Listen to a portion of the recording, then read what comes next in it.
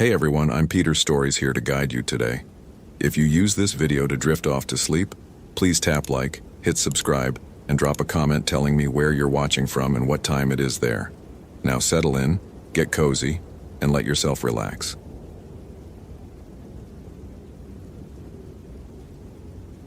James Rodriguez adjusted his Motorola radio for the third time in 10 minutes.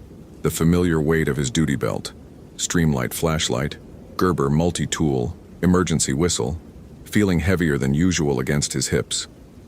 The morning mist clung to the towering Douglas firs of Olympic National Forest like something trying to hide, and that familiar knot in his stomach tightened. Not again. Please, not again. He'd been a forest ranger for 12 years, but the last 3 had been different. Ever since the incident at Cascade Falls when he'd found those hikers, or what was left of them, arranged in that impossible circle around the old mining cabin, he couldn't shake the feeling that some places in these woods were just wrong. His wife Sarah thought he needed therapy. His 8-year-old daughter Emma just knew Daddy sometimes woke up screaming. "Base to Ranger 247, what's your 20?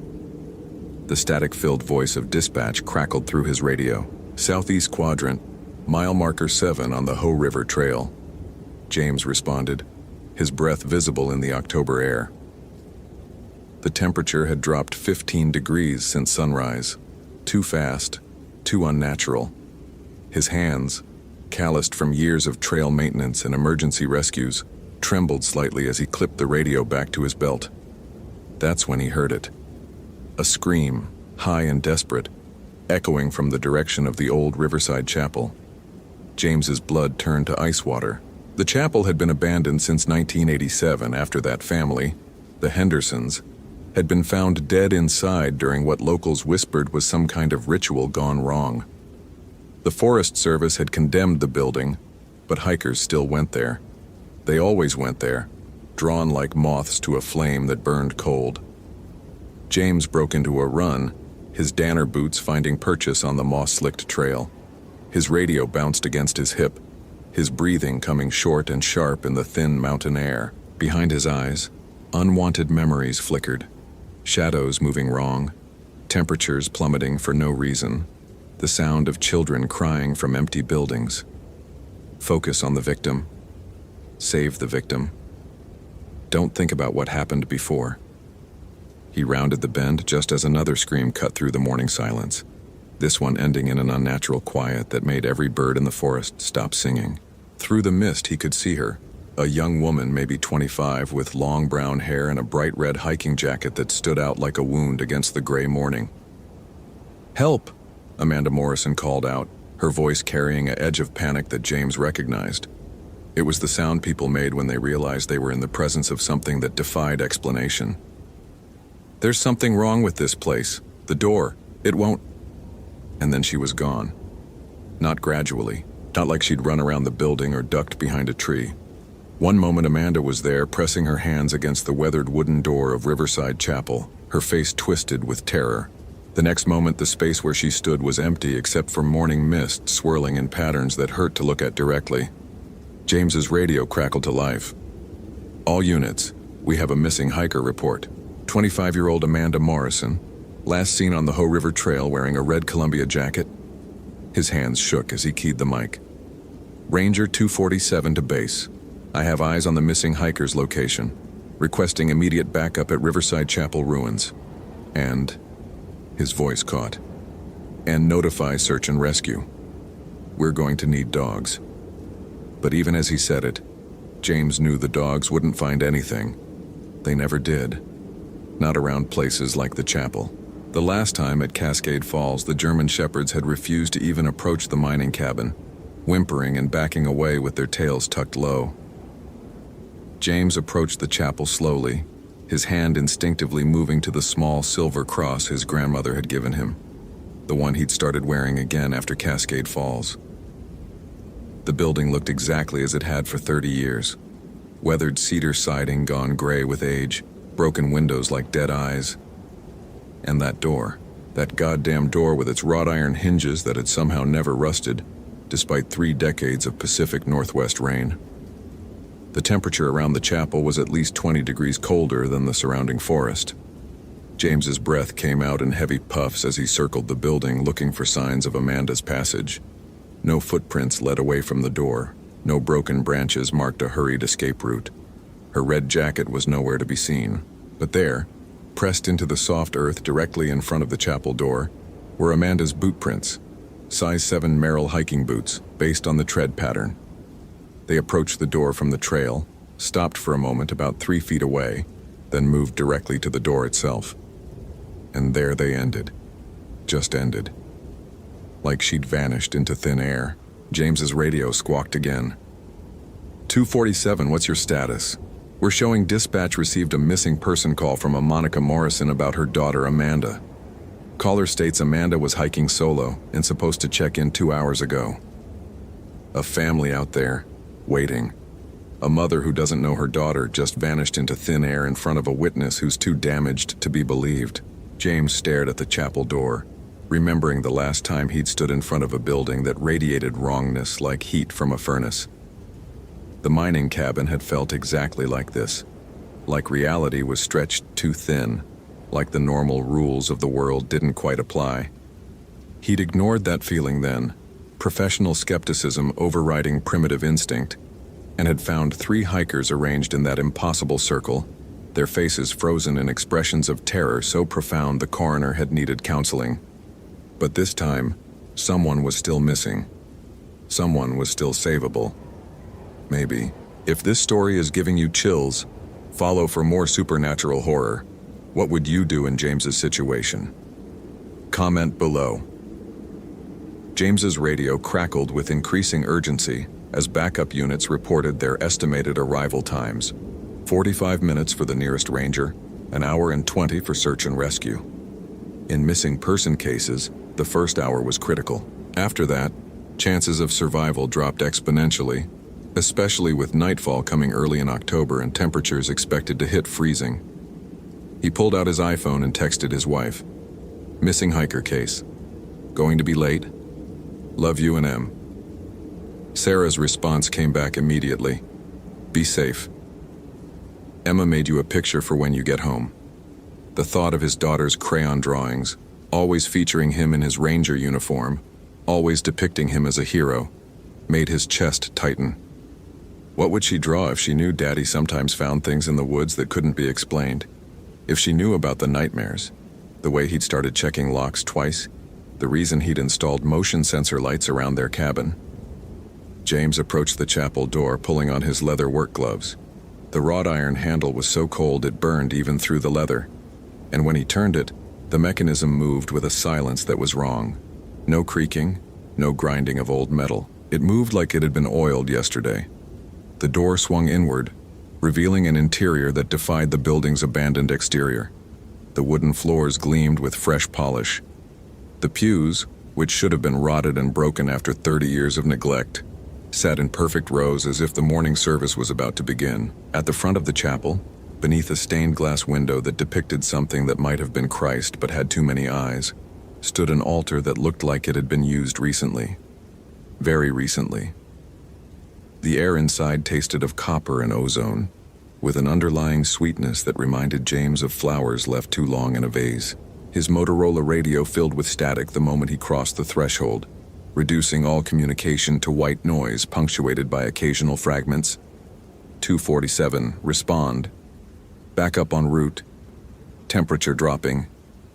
Amanda's red jacket lay draped over the front pew like she'd just taken it off. Her hiking boots sat neatly beside it, laces still tied, but Amanda herself was nowhere to be seen. James's breathing came short and sharp as he moved down the center aisle, his boots echoing in the unnatural silence. The temperature inside the chapel was even colder than outside, cold enough that he could see his breath, cold enough that his fingers were starting to go numb despite his gloves. Each step felt like walking through water, resistance against forward movement that had no physical source. The altar drew his attention like a magnet. It was carved from black stone that seemed to absorb light rather than reflect it, and across its surface were symbols that hurt to look at directly, not because they were disturbing, but because they seemed to shift and writhe when viewed peripherally. At the center of the altar sat a leather-bound book, open to a page covered in spidery handwriting. James forced himself to read the visible text. The threshold between requires payment. One soul freely given, one soul freely taken. The Henderson family completed the first requirement October 13, 1987. The second requirement awaits fulfillment. The date made James's blood freeze. October 13, 1987, exactly 31 years ago.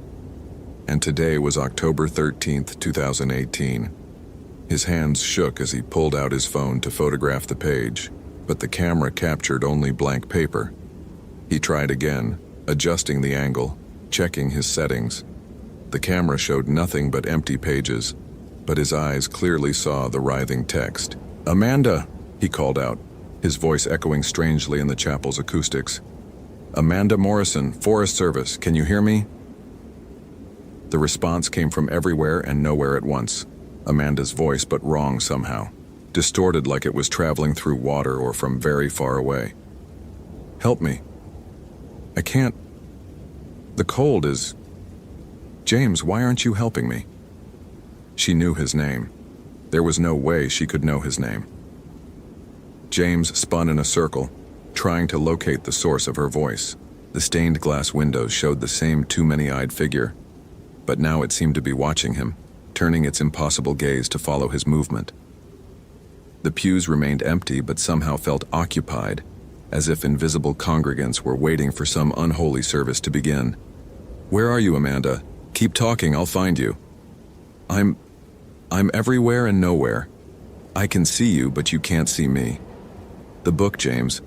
The book knows your name, too. It's been waiting for you since Cascade Falls." James's vision blurred with sudden vertigo. His legs felt weak, and he gripped the back of a pew to steady himself. The mention of Cascade Falls hit him like a physical blow. How could she know about that? The incident report had been classified, the details known only to himself, his supervisor, and the federal investigators who'd taken over the case. The leather-bound book on the altar began to flutter its pages as if turned by an invisible hand, finally settling on a new page. Against every instinct screaming in his head, James moved closer to read what appeared. Ranger James Rodriguez, badge 247. Witness to the Cascade Falls convergence. Carrier of the mark. The threshold recognizes you. Your presence completes the circle begun 31 years ago. Amanda Morrison freely given. James Rodriguez freely taken. The balance achieved. The door opened. Below the text, drawn in what looked disturbingly like fresh blood, was a map of the chapel interior. It showed Amanda's location. Beneath the building, in a room that couldn't possibly exist but somehow did. James's radio suddenly cleared, crackling to life with perfect clarity. 247.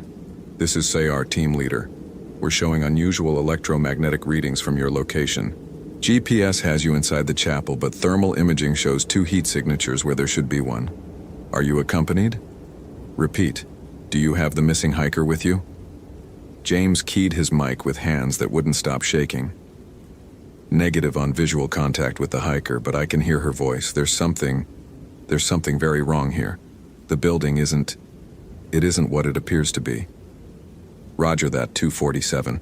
We're 40 minutes out. Do not attempt solo extraction if you locate the hiker. Wait for backup. But James was already walking toward the door behind the altar, a door that hadn't been there moments ago but now stood open, revealing stone steps leading down into darkness that seemed to swallow his flashlight beam. From the depths below, Amanda's voice called up, "James, please. It's so cold down here. And there are others. So many others. They're all waiting for you to join them." James tested his radio one more time before starting down the stone steps, static and fragments barely functional. He switched on his Streamlight Pro Tac, its 500 lumen beam cutting through darkness that seemed almost solid. The steps were worn smooth by countless feet over what must have been decades or centuries. Impossible, since the chapel had only been built in 1962. Everything about this place is impossible. Just like Cascade Falls, just like all the other reports I've read in the classified files. The staircase descended much deeper than should have been possible given the chapel's location. James counted 57 steps before reaching the bottom, which would put him at least 30 feet underground, below the water table, below the foundation level, below reality as he understood it. The chamber at the bottom was vast, far too large to fit beneath the chapel's modest footprint. The stone walls were covered in the same symbols he'd seen on the altar above, but down here they seemed to pulse with a faint, sickly light. The air was thick with that same sweet copper smell, now strong enough to make him gag. And there, in the center of the chamber, was Amanda.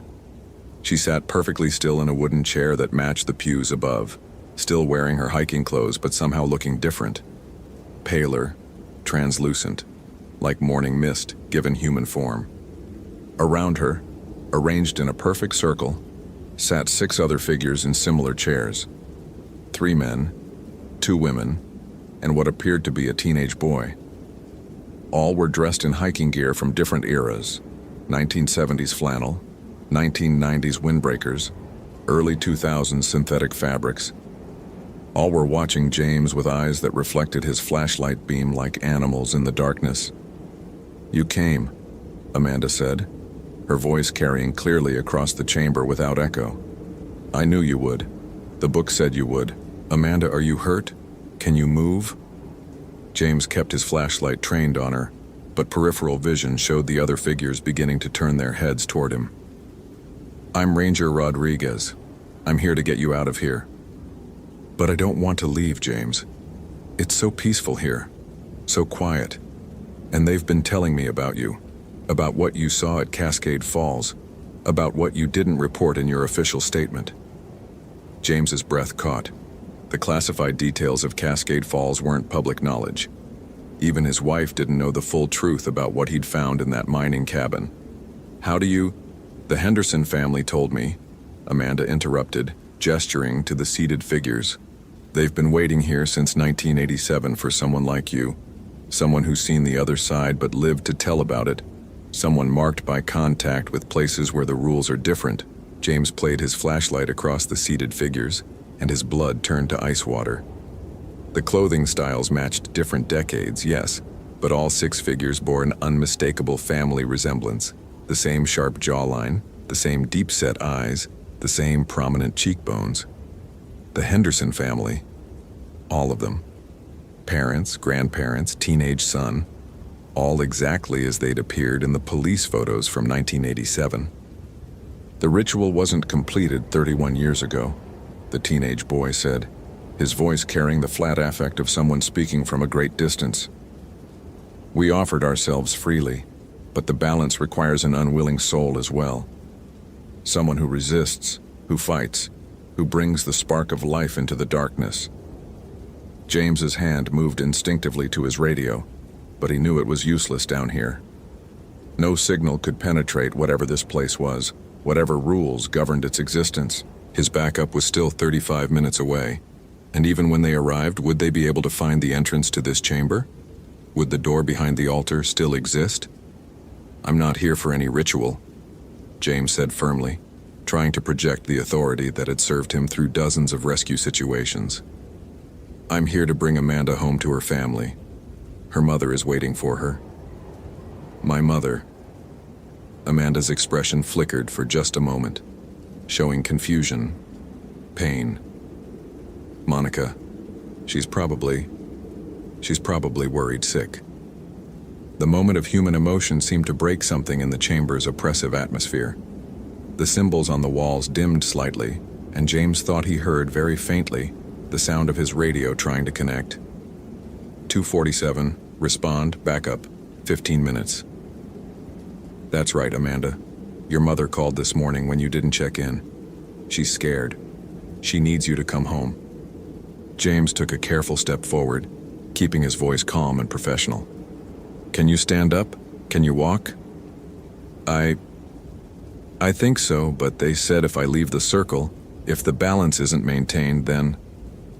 Her voice trailed off as she looked at the Henderson family, their dead eyes now focused intently on James. "Then what happened to us happens to everyone," the elderly man said, Amanda's great-grandfather, according to the police files. The threshold opens permanently. The rules that separate life and death here and there, real and unreal, they all break down. Starting with this forest, then spreading outward like ripples in a pond.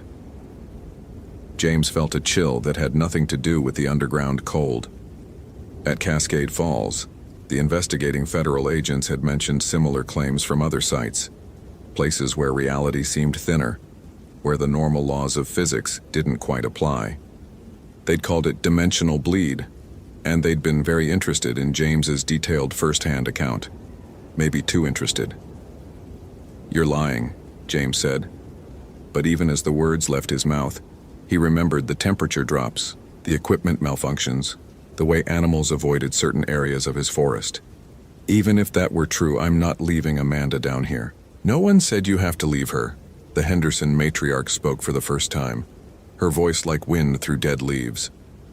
"You can join us, complete the circle, end your nightmares about Cascade Falls and all the other places you've seen.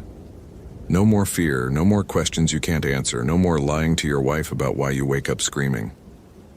The offer hit harder than James expected, the promise of peace, of silence, of an end to the constant vigilance that had defined his life since Cascade Falls. No more jumping at shadows, no more checking and rechecking locks, no more seeing things in his peripheral vision that disappeared when he turned to look directly. But then his phone vibrated with a text message. Somehow, impossibly, getting signal even in this underground impossibility. The message was from his daughter Emma. "Daddy drew you a picture at school today. You're fighting a monster and winning because you're brave. Love you, Daddy, come home safe." The auto-dictated message from his 8-year-old hit him like a physical blow. Emma had drawn him fighting monsters, believing absolutely in her father's ability to win against impossible odds. How could he let her down?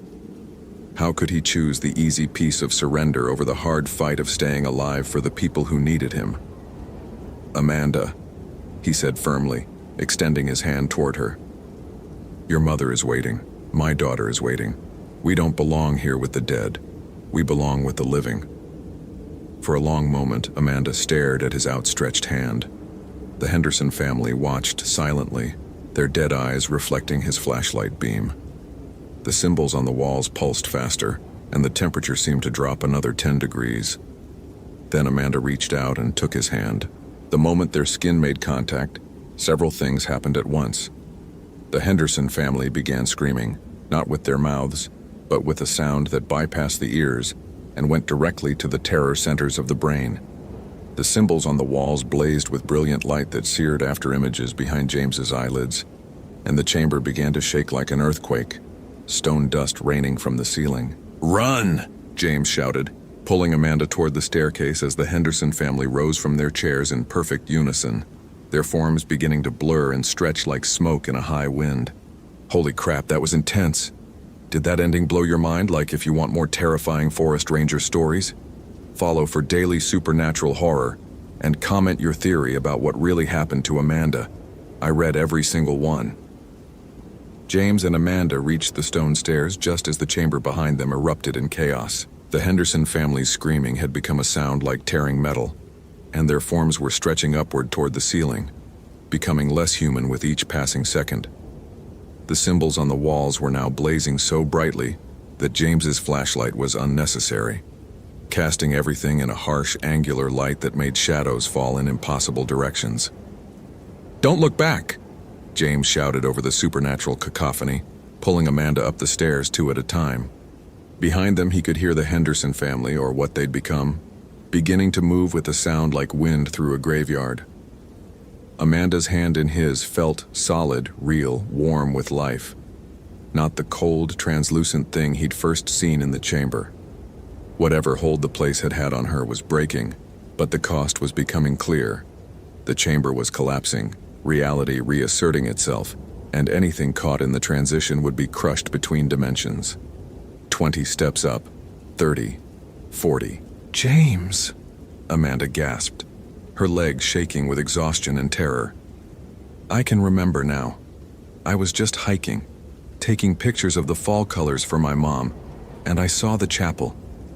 Something called to me, made me want to go inside. But when I touched the door... Later, James panted, his lungs burning in the thin air that was growing thinner with each step. Explanations later. Right now we just need to... The staircase shuddered, and several steps cracked down the middle. From below came a roar that sounded like reality itself being torn apart. James looked down to see something rising toward them. Not the Henderson family anymore, but something made of shadow and hungry light. Something that hurt to perceive directly. The threshold, it screamed in voices that belonged to the 6 dead family members but layered with harmonics that no human throat could produce. The balance. You cannot break what has been 30 years in the making.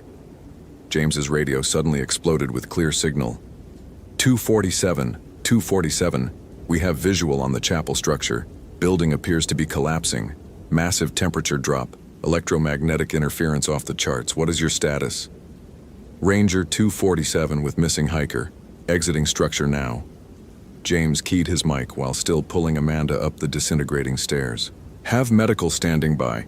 Hypothermia, possible shock. They burst through the doorway behind the altar just as the chapel around them began to shift and blur. The polished pews were rotting before their eyes, 30 years of neglect hitting them in fast forward. The stained glass windows cracked and fell inward, the too many-eyed figure fragmenting into colored shards that turned to dust before hitting the floor. But the exit, the front door that James had entered through, was gone. Where it had been, there was now only solid wall, weathered cedar boards that looked like they'd been nailed shut for decades. "The windows!" Amanda shouted, pointing to the side of the chapel where the glass had already fallen out. "We can..." The floor beneath them lurched sideways, and James realized the entire building was sinking into the ground like it was built on quicksand. Through the empty window frame, he could see his backup arriving. 2 Ranger vehicles and a search and rescue truck.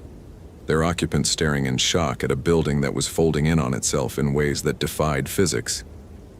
James didn't think. He grabbed Amanda around the waist and dove through the window opening just as the chapel collapsed behind them, with a sound like the world's largest house of cards falling down. They hit the forest floor hard, James taking the impact on his shoulder and rolling to absorb the force. Pine needles and dirt filled his mouth. But he'd never tasted anything more wonderful. The real world. Solid and mundane and beautifully, gloriously normal. Jesus Christ, Rodriguez. Ranger Martinez was running toward them, medical kit in hand. What the hell just happened? The building just collapsed in on itself like it was made of paper. James sat up slowly, checking Amanda for injuries. She was conscious, breathing normally, and her skin was returning to a healthy pink color. Most importantly, she was solid. Completely, undeniably solid in a way she hadn't been in the underground chamber. Structural failure, James said automatically, giving the explanation that would go in the official report. Old building foundation gave way. We were lucky to get out when we did. But even as he said it, he was looking at where the chapel had stood. There was nothing there now except forest floor covered in fallen leaves. No debris, no foundation stones. No sign that a building had ever existed in that spot. If he hadn't been holding Amanda's hand, he might have thought he'd imagined the whole thing. Martinez was running his medical assessment on Amanda, checking her pupils, taking her pulse, wrapping her in an emergency blanket. "Ma'am, I'm Ranger Martinez. Can you tell me your name?" "Amanda Morrison," she replied clearly. "I was hiking alone, taking pictures, and I saw this old chapel. I went inside and then everything gets fuzzy until Ranger Rodriguez found me." James studied her face carefully. Did she remember the underground chamber? The Henderson family? The choice she'd made to leave with him? Her eyes met his for just a moment, and he saw a flash of shared knowledge. She remembered everything, but like him, she understood that some truths were too dangerous to speak aloud. "We'll need a full medical evaluation," Martinez was saying into his radio, "but preliminary assessment shows no serious injuries. Patient appears to have mild hypothermia but is responsive and coherent." As the medical team loaded Amanda into the ambulance, she caught James's hand one more time. "Thank you," she whispered, and in her voice he heard an echo of something else. The balance is broken, but something else is waking up because of it. something that's been sleeping for a lot longer than 30 years. The ambulance pulled away, taking Amanda back to civilization, back to her worried mother, back to a life that would probably never feel quite normal again. James knew the feeling. Ranger Martinez walked over, shaking his head as he looked at the empty space where the chapel had been. "Damnedest thing I've ever seen. You sure you're okay, Rodriguez? You look like you've seen a ghost." James almost laughed. "Just tired, Martinez. Long day." But as the other rangers packed up their equipment and headed back to their vehicles, James lingered at the site. Now that the sun was setting and the forest was settling into evening quiet, he could feel it. Something vast and patient stirring beneath the ground, disturbed from a sleep that had lasted since before human beings had names for the things that hunted them in the dark. The Henderson family had been guardians of a sort, keeping something much worse contained through their ritual sacrifice. And he'd just set that thing free. His phone buzzed with a text from his wife. "Emma's drawing is on the fridge. She drew you with a medal because you're her hero. When are you coming home?" James looked one more time at the empty space where impossible things had happened, then turned toward his truck. Some battles were won by fighting, others by walking away and pretending they'd never happened. But he had a feeling this battle was just beginning, and next time, he might not have backup coming. As he drove away from the site, his radio crackled with reports from other ranger stations across the Pacific Northwest. Temperature anomalies, equipment malfunctions, animals behaving strangely. And from the Cascade Falls area, where it had all started 3 years ago, reports of hikers hearing voices calling from empty buildings, seeing lights where no lights should be. The balance was broken, and something ancient was waking up. But tonight, James Rodriguez was going home to his family, to his daughter's crayon drawing of her daddy the hero, to his wife's warm embrace and the blessing of an ordinary life. Tomorrow would bring whatever it brought. Tonight, the living world still had claims on him. And for now, that was enough. The end author's note. This story is dedicated to all the forest rangers, search and rescue personnel, and first responders who venture into the unknown to bring people home safely. The real heroes don't fight supernatural monsters. They fight time, weather, human error, and the indifference of nature itself. And they win far more often than they lose. What did you think happened to Amanda underground? What do you think James has awakened by breaking the ritual? Share your theories in the comments. I love hearing your interpretations of the supernatural elements. Follow for more realistic horror stories featuring the brave men and women who protect our wild places.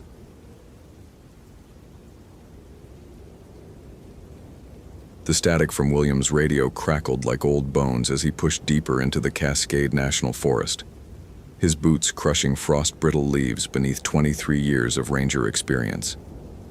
6 hours. Jennifer Martinez had been missing for 6 hours, and the November cold was already seeping through his regulation jacket like fingers probing for weakness. His Motorola T800 radio sputtered against his chest, the battery indicator blinking amber. A reminder that even the most reliable equipment had limits, just like the 38-year-old father of 2 daughters who wore it. Ranger Station, this is McKinnon. Still no visual on the missing hiker, over. His breath formed small clouds that dissipated too quickly in the unnatural stillness. The silence that followed wasn't just the absence of a response. It was the kind of quiet that made veteran rangers check their weapon and wonder why every bird in a 50-acre radius had suddenly decided to shut the hell up. William adjusted the weight of his emergency pack, feeling the familiar bulk of rope, first aid supplies, and emergency shelter pressing against his shoulder blades. The GPS unit clipped to his vest showed his coordinates as 46°4512 N, 121°4328 W, roughly 3 miles northeast of the main trail, where Jennifer's abandoned Honda Civic sat like a metallic gravestone in the Sunrise Ridge parking lot. Her purse had been left on the driver's seat with wallet intact, $43 cash, credit cards untouched, and a photo of her twin boys tucked behind her driver's license, their gap-toothed grins now haunting William's peripheral vision every time he blinked. The trail ahead split around a massive Douglas fir whose trunk bore fresh scratches too high for any animal in these woods. unless cougars had suddenly learned to climb 30 feet straight up and carve perfect parallel lines that looked disturbingly like desperate fingernails. William's hand instinctively moved to his radio as he approached the tree, but the static that emerged sounded less like interference and more like whispered warnings in a language that predated English by centuries. His cell phone, a reliable iPhone X that had never failed him in 4 years of service, showed no bars despite being in an area where AT&T coverage should have been solid. The screen flickered once, displaying a text message from his wife Sarah that read simply, "Come home safe," followed by a heart emoji. But when he tried to reply, the keyboard wouldn't respond to his increasingly frustrated taps. Technology he'd learned in 2 decades of Forest Service always failed you when you needed it most. But this felt different, like something was actively fighting against his attempts to maintain contact with the outside world. The abandoned Blackwood Ranger Station materialized through the tree line, like a fever dream made of rotting wood and broken promises. William stopped dead, his trained eye immediately cataloging details that made his gut clench with the kind of recognition that bypasses logic and speaks directly to survival instincts honed by millennia of evolution. The structure had been decommissioned in 1987 after 3 separate incidents involving ranger disappearances, but official reports buried in Forest Service archives mentioned nothing about the way shadows moved independently of their sources, or how the temperature dropped 15 degrees in a perfect circle around the building's foundation. Footprints led directly to the station's front door, size 7 Merrill hiking boots with a distinctive tread pattern that matched the description in Jennifer's missing person report. The prints were crisp, recent, pressed into soft earth that should have been frozen solid at this elevation, but somehow remained pliable as if the ground itself was holding its breath, waiting for something to happen that would make veteran forest rangers wish they'd chosen a different career path. William keyed his radio again, hoping for any response from the civilized world. "Ranger Station, this is McKinnon. I've located potential evidence at the old Blackwood Station requesting immediate backup and..." Shit. The radio died completely, not gradually fading but cutting off mid-transmission with the finality of a coffin lid closing. His GPS unit followed suit, the screen going black despite showing a full battery charge 30 seconds earlier, leaving him alone with nothing but a hand compass and the growing certainty that something was very, very wrong with this place. The station's front door hung open on rusted hinges, revealing an interior that defied the November afternoon sun by maintaining absolute darkness. William pulled out his high-powered Streamlight flashlight, a $200 piece of equipment that had never failed him in 7 years. But the beam seemed to stop dead 3 feet into the doorway, as if the darkness inside had physical properties that absorbed light rather than being displaced by it. The air wafting from the building carried scents that shouldn't exist in an abandoned structure: fresh coffee, recently extinguished cigarettes, and underneath it all, the metallic tang of blood that was still warm. "Jennifer?" His voice echoed strangely, bouncing back with subtle variations that sounded like multiple people calling her name simultaneously. "Jennifer Martinez, Forest Service, if you're in there, call out." The response came not as words, but as a sound that lived somewhere between human sobbing and wood settling, a noise that made the fine hairs on William's neck stand at attention and reminded him why his grandmother had taught him to always carry blessed salt in his left pocket. His flashlight beam finally penetrated the interior, revealing a scene that violated every principle of architectural decay William had learned in 2 decades of investigating abandoned structures. The room was clean, not just clean, but actively maintained, with fresh dust patterns on the floor that suggested someone had been sweeping regularly. A coffee mug sat on a wooden table, steam rising from liquid that smelled freshly brewed despite the fact that this station had been without electricity for 31 years. And the calendar on the wall showed November 2018 with today's date circled in red ink that looked suspiciously wet. Jennifer's North Face jacket hung on a peg beside the door, still warm to the touch and carrying her perfume, something floral that his wife Sarah would have been able to identify, but that William only recognized as distinctly feminine and completely out of place in a structure that had been abandoned since Reagan was president. Her hiking boots sat neatly beneath the jacket, laces untied as if she had removed them voluntarily, which raised questions about why a missing hiker would undress in an abandoned building miles from the nearest road while temperatures hovered just above freezing. The building's interior defied physics in ways that made William's engineering degree from Oregon State feel like a useless piece of paper. Rooms that appeared normal from the doorway stretched impossibly deep when entered, with hallways that led to doors that opened onto the same room approached from different angles. His compass spun wildly, pointing in all directions simultaneously, while his watch, a reliable Timex expedition that had kept perfect time for 8 years, began running backward, its hands moving counterclockwise with mechanical precision that suggested this wasn't malfunction, but intentional reversal. What the fuck is happening here? William muttered, his professional composure cracking as he realized he was dealing with something outside the parameters of standard search and rescue operations. His training had prepared him for hypothermia, falls, bear attacks, and the occasional drug lab hidden in remote locations, but nothing in the Forest Service manual addressed buildings that existed in violation of basic physical laws or missing persons who left warm clothing in impossible places. A sound from deeper in the building stopped his speculation cold. Rhythmic tapping that matched the cadence of Morse code but spelled out messages that made no sense in English. William recognized the pattern from his Army Reserve training. SOS, followed by coordinates that, if accurate, would place him somewhere in the middle of the Pacific Ocean, despite being surrounded by Douglas fir trees and Washington state wilderness.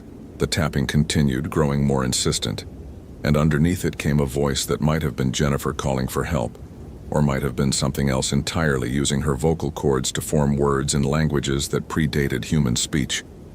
His cell phone suddenly blazed to life, receiving 17 missed calls from Sarah, each time stamped with increasingly frantic voicemails that painted a picture of domestic normalcy sliding into panic.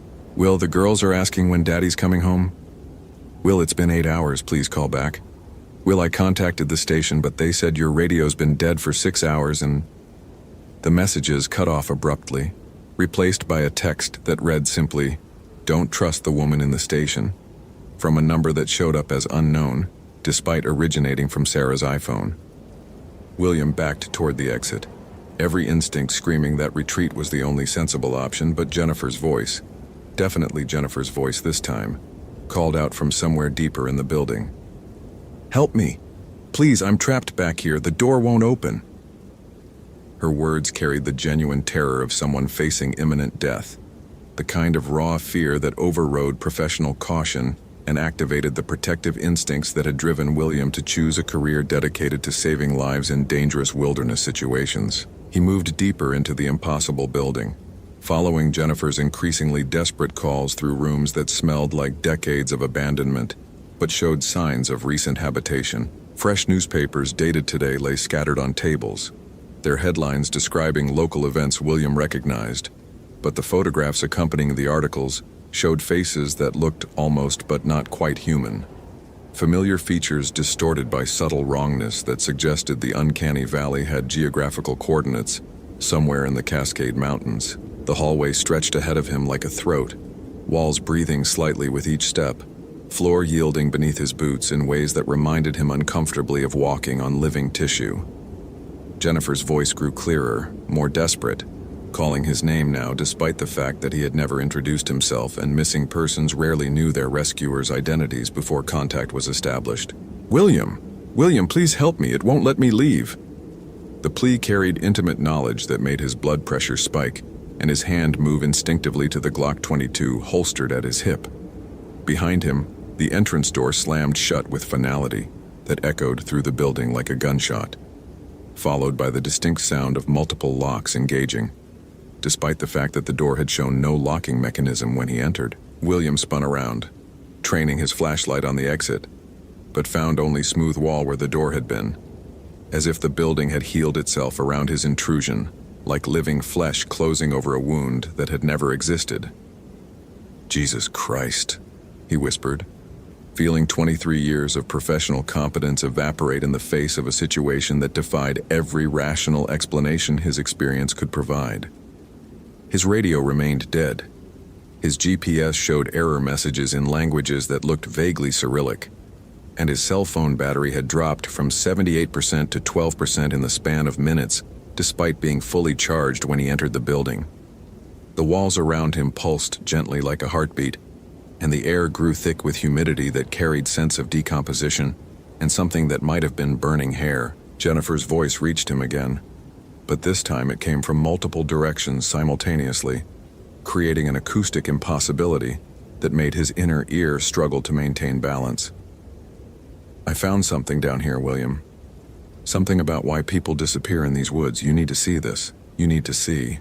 Her words carried the false calm of someone trying to lure a rescuer into danger. But underneath the deception lay genuine terror that suggested Jennifer was both victim and unwilling participant in whatever was happening in the depths of Blackwood Station.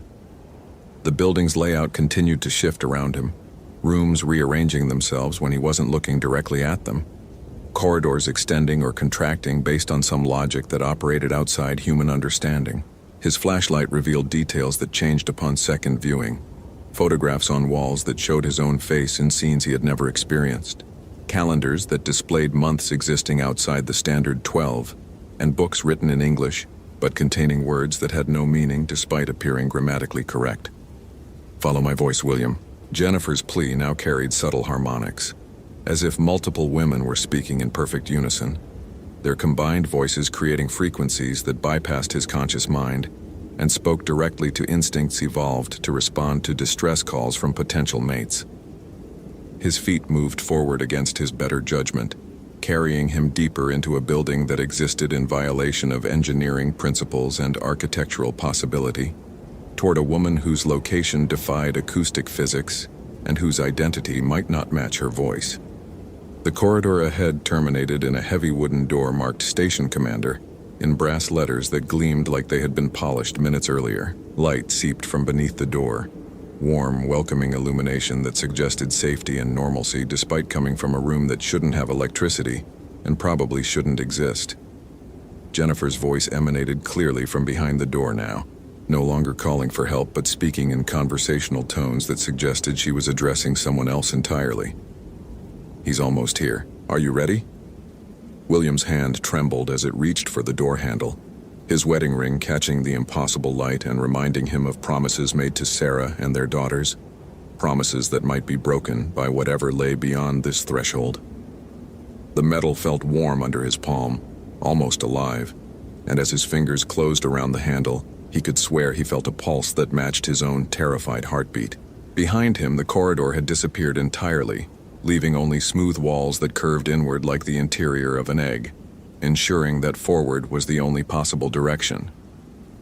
The door opened onto his worst nightmare made manifest.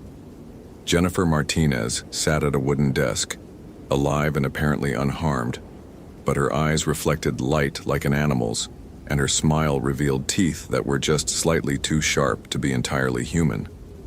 Across from her sat another figure, a forest ranger in full uniform whose face William recognized from old photographs in the station house archives, despite the fact that Ranger Thomas Caldwell had disappeared in 1987 and should have been dead for 31 years. "Welcome to Blackwood Station, William," Jennifer said, her voice now carrying the authority of someone who had been expecting him. "We've been waiting such a long time for you to join us." The end. Holy hell, that was intense. Did that ending blow your mind? Like, if you want more terrifying forest ranger stories, follow for daily supernatural horror, and comment your theory about what really happened to the real Jennifer. I read every single one.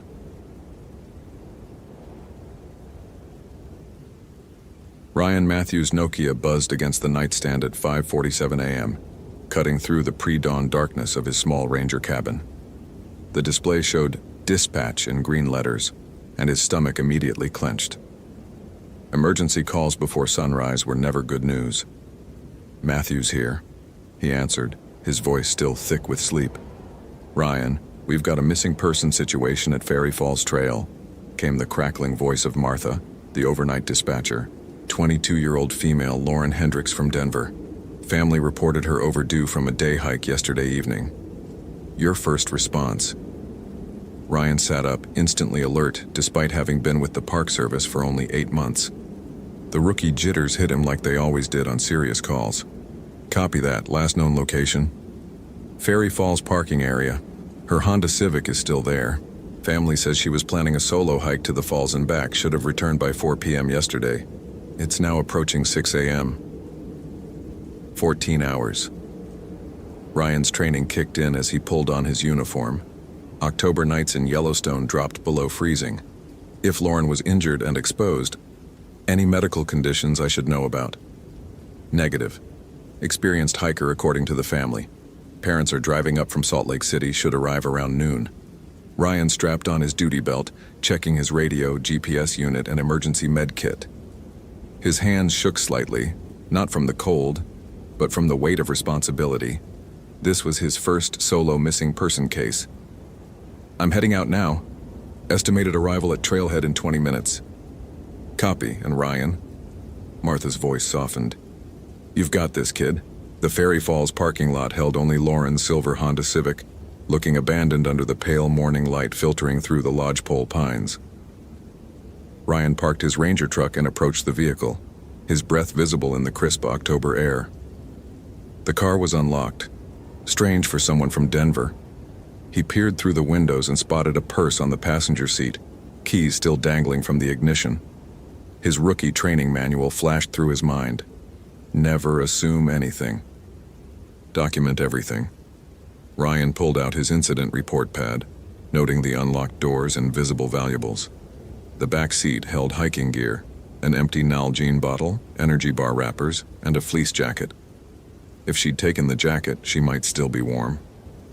The trailhead began just 50 yards away, marked by a weathered wooden sign. Ferry Falls, 2.4 miles. Ryan shouldered his pack, heavy with emergency supplies, rope, and his two-way radio. The weight felt reassuring against his back. Dispatch Matthews.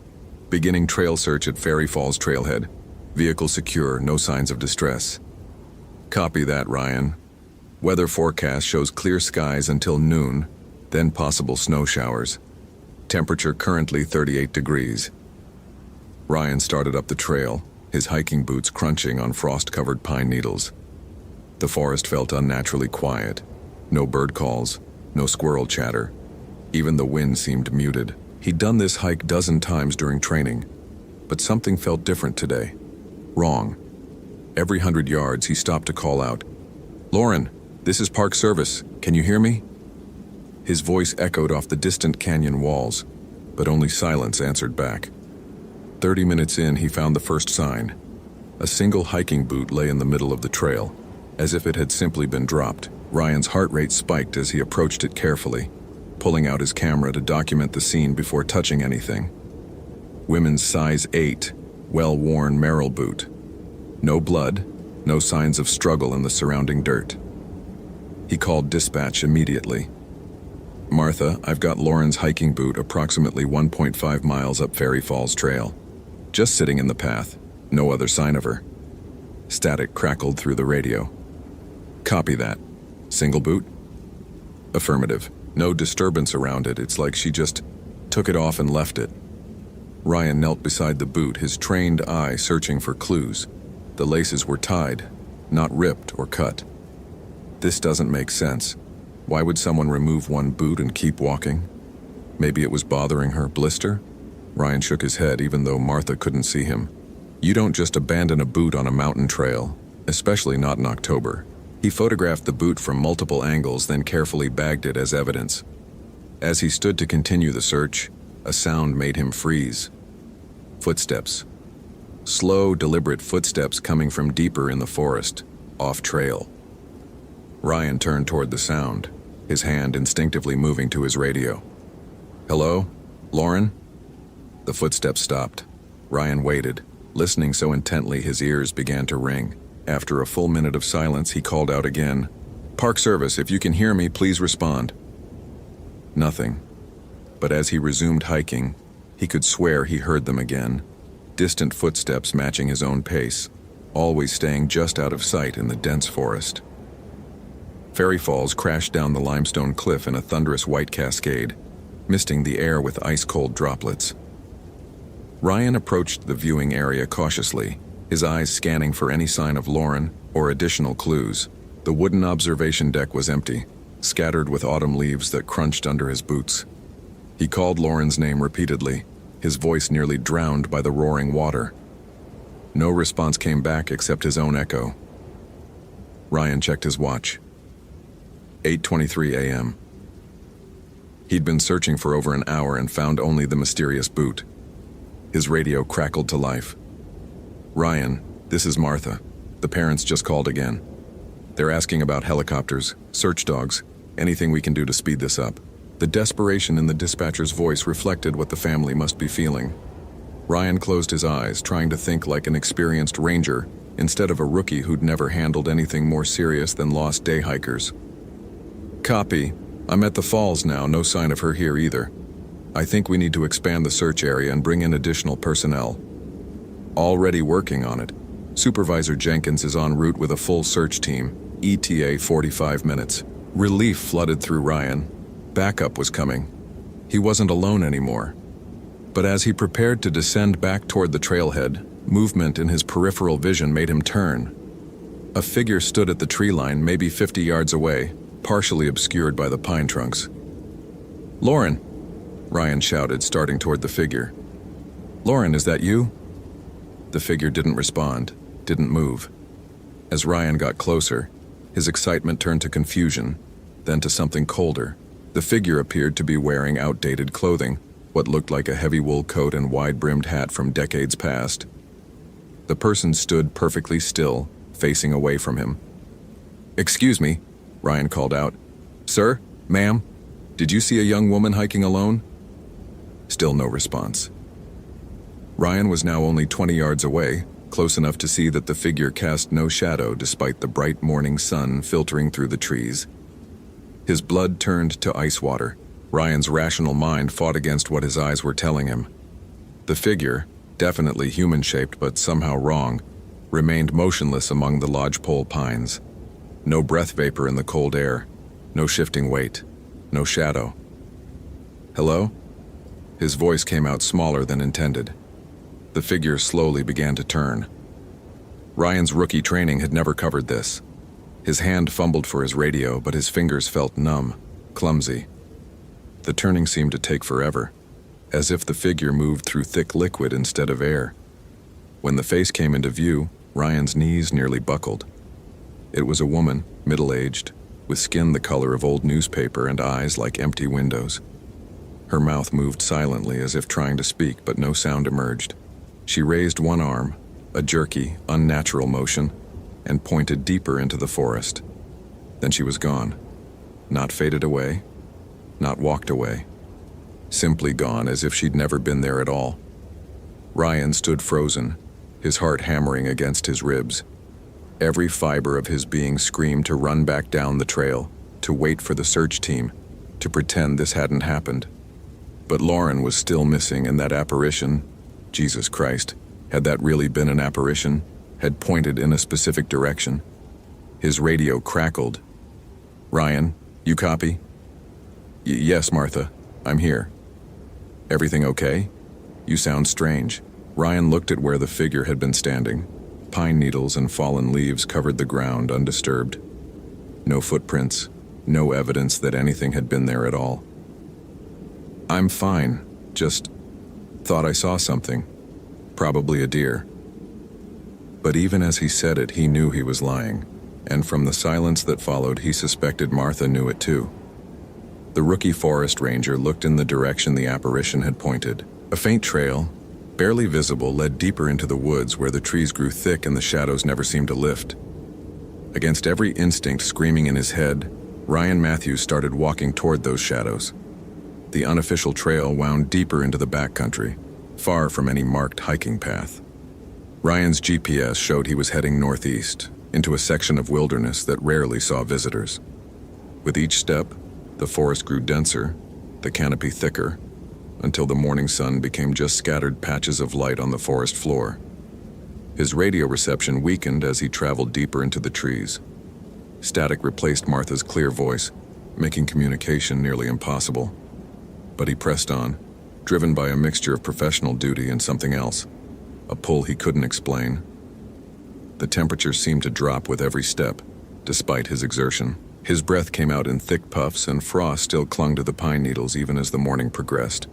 According to his watch, it was nearly 9 a.m., but the light filtering through the trees felt more like dusk. After 20 minutes of hiking, Ryan found the second sign. Lauren's other boot sat at the base of a massive Douglas fir, placed carefully upright as if she'd consciously decided to remove it and set it aside. But the positioning was wrong, too neat, too deliberate. Who takes off both boots while hiking alone in freezing weather?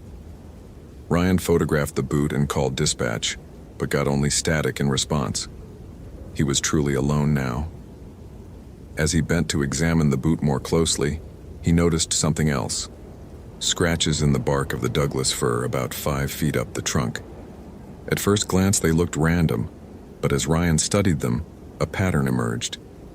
Letters, carved crudely into the bark, "Help me" below the words, carved in shakier letters, "They won't let me leave."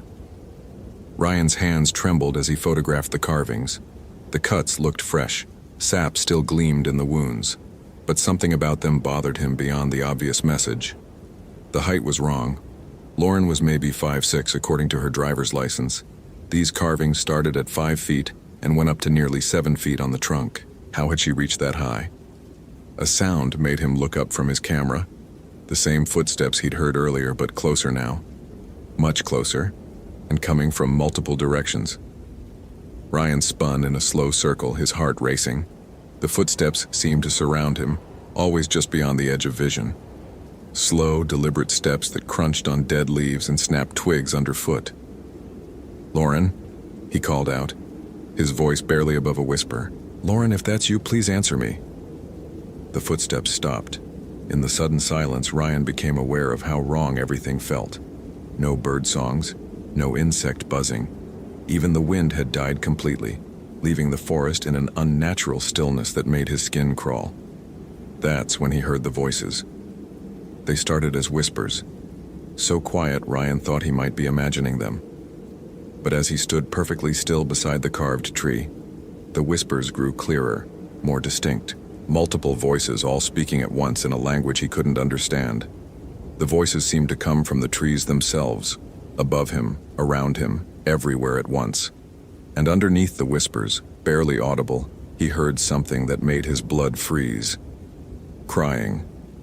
A woman crying, somewhere in the darkness beyond the trees. "Lauren," Ryan called out, his voice cracking. "Lauren, I'm here to help you." The crying stopped immediately, as if cut off by a switch. The whispers continued for a few more seconds, then they too fell silent. Ryan pulled out his flashlight even though it was still daylight.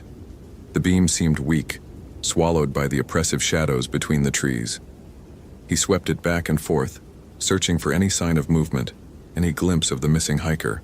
That's when he saw them. Figures standing just at the edge of his flashlight beam, barely visible among the pine trunks.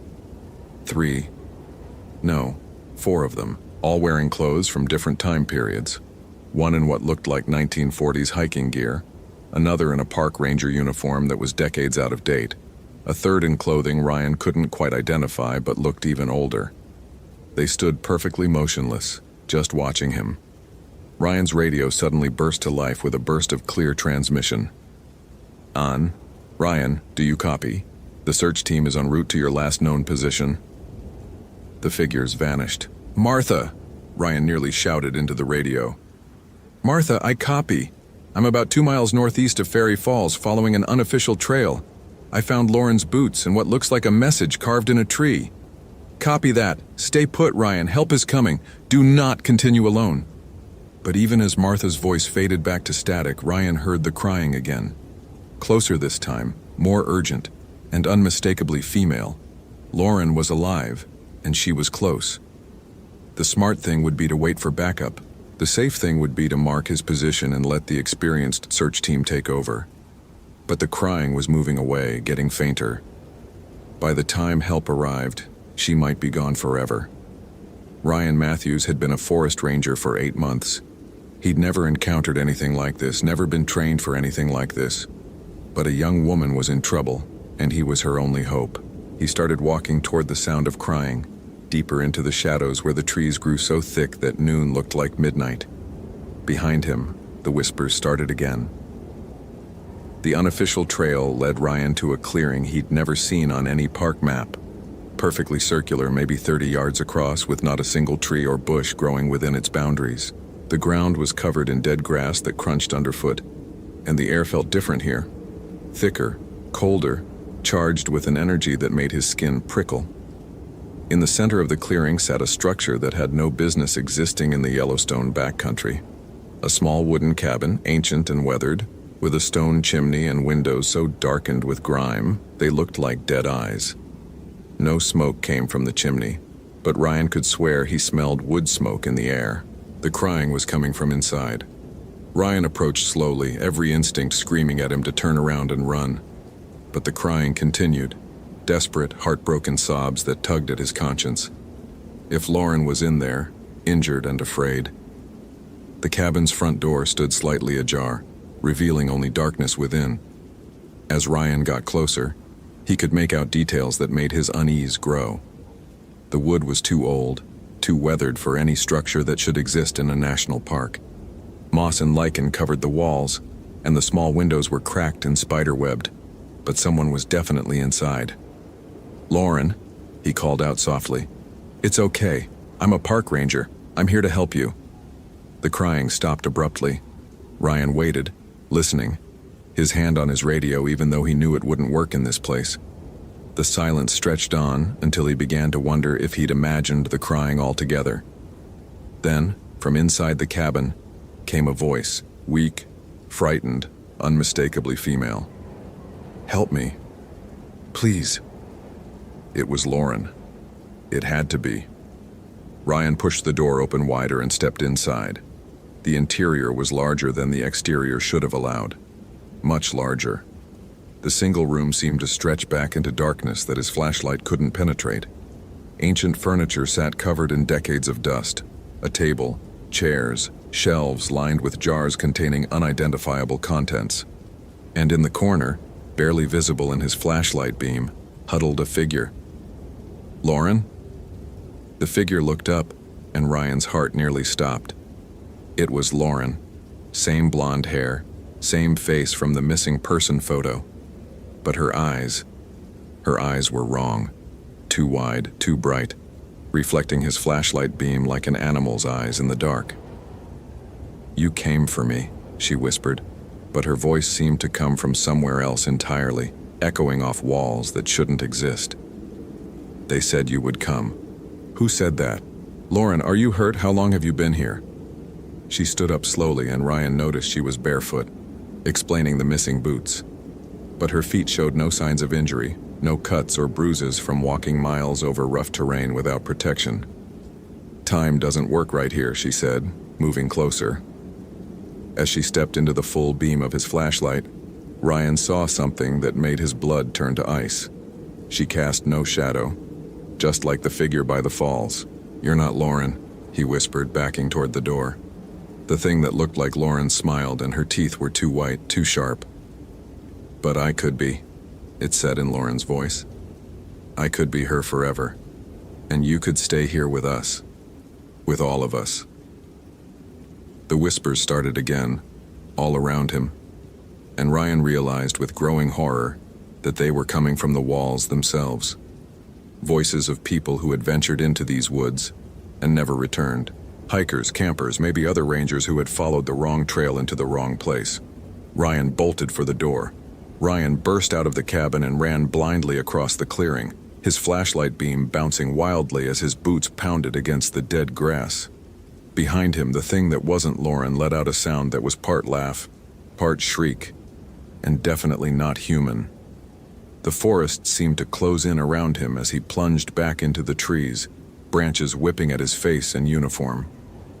His radio crackled with static and broken transmissions.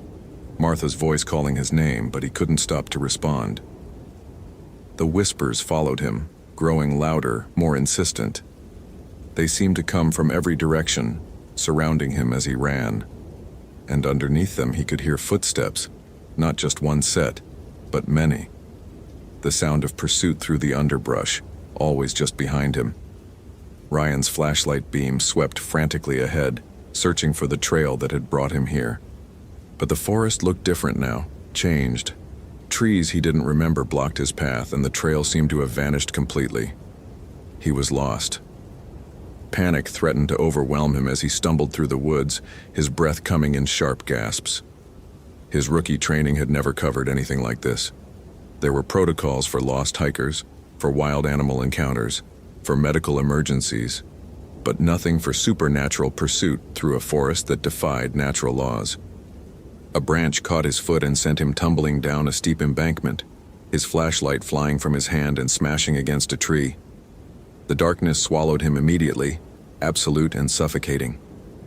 Ryan lay still for a moment, stunned and breathing hard.